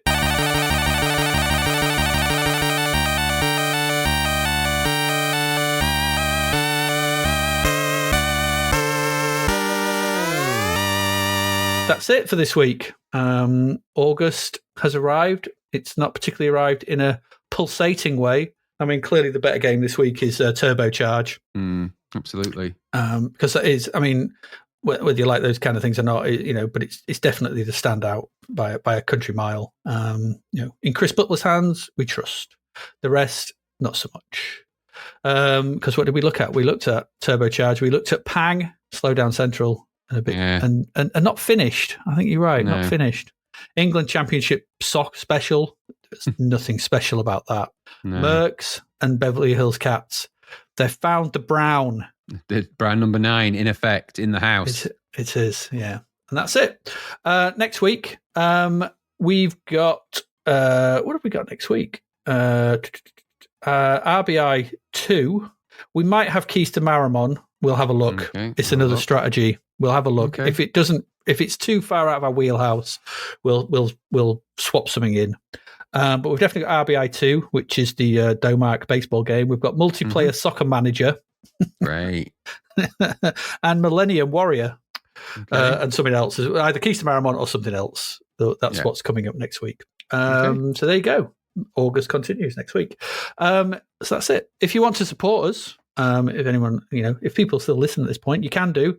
We've got a Patreon. It's patreon.com/Zapped to the Past. If you were listening to the Ask the podcast and think, I've got questions for them, then sign up. Then sign up to the Patreon, patreon.com/Zapped to the Past, and you can ask us them. You can get the episodes ad-free and early. You can get on our Discord, get discounts at our shop, things like that. You can support us at ko-fi.com, ko-5/Zapped to the Past if you wish to. That's always greatly appreciated. Keeps the wheels rolling, keeps the gears greased. As we say here, keeps the Clanobites fed. You can message us or anything like that on Twitter and things like that, or X, whatever the hell's now, or Blue Sky, more likely, and Facebook and things like that, and chat to us there. Or please, if you've got the time, give us a rating, a review somewhere. And if you do fancy signing up to the Patreon, could do it via the Patreon website and not through Apple, because Apple just introduced a load of terms where they take a chunk of the money and stuff, and they don't pass it on for something like 75 days, I've heard. So it's a bit of a weird one. You're just better off just signing up on Patreon. You pay less. You pay less. So if you are thinking of it, go to patreon.com. Don't go to the Apple one. I'll say that now. I think that's about it. We're back. We're carrying on. Graham, you got anything you wish to add before we go and leave out these good people to the rest of their day? No, let them, I don't know what I'd even recommend out that lot. Maybe Turbocharge at the best, but so maybe go and have a blast on that, but forget the rest. Indeed. Hopefully next week will prove that there are better games still to come in August, but maybe. We wait with bated breath. So we're going to leave you. That's it. I think we're going to go now, but it's been an okay episode. It's been nice to be back. Nice to, I say nice, always good. But as ever, I have been Adrian Mills. And I have been Graham. I am not a member of the Clanobites. And you have been listening to the Clanobites, and we will eat the sausage again next week. Goodbye. Thank you for listening to the Zapped to the Past podcast. We hope you enjoyed our deep dive into the world of Commodore 64 games, as well as the music, films and TV from around the 1980s, driven, of course, by the issue of Zap 64 magazine published at that time. We will return with a whole new batch of games and stuff to talk about next week. Until then, if you want to listen to or download previous episodes of Zapped to the Past, and why wouldn't you, they can all be found on our website at zappedtothepast.com, as well as being available on Podbean, Apple Podcasts, Google Podcasts, Spotify, Deezer, Audible, Player FM, and, well, pretty much anywhere where we can upload them. By the way, we do always love to hear from our amazing listeners, so if you'd like to contact us about anything in the podcast or beyond, you can do so by emailing us at zappedtothepast@gmail.com. We're also active on Twitter under @ZapTother, as well as Facebook, Instagram, and most social media platforms. Just search for Zapped to the Past and you'll find us. Oh, and if you like the podcast and what we're doing, please do like, share, review, rate us. It really helps. Something, apparently. The Zapped to the Past podcast is written and produced by Adrian Mills and Graham Raddings, and recorded at Flaky Bits 2.0 Studio. All opinions expressed are those of the writers, and while we indeed love Zap 64 magazine, the Zapped to the Past podcast is not affiliated with it in any way. Stay safe, see you next time, and remember, we play these games so you don't have to.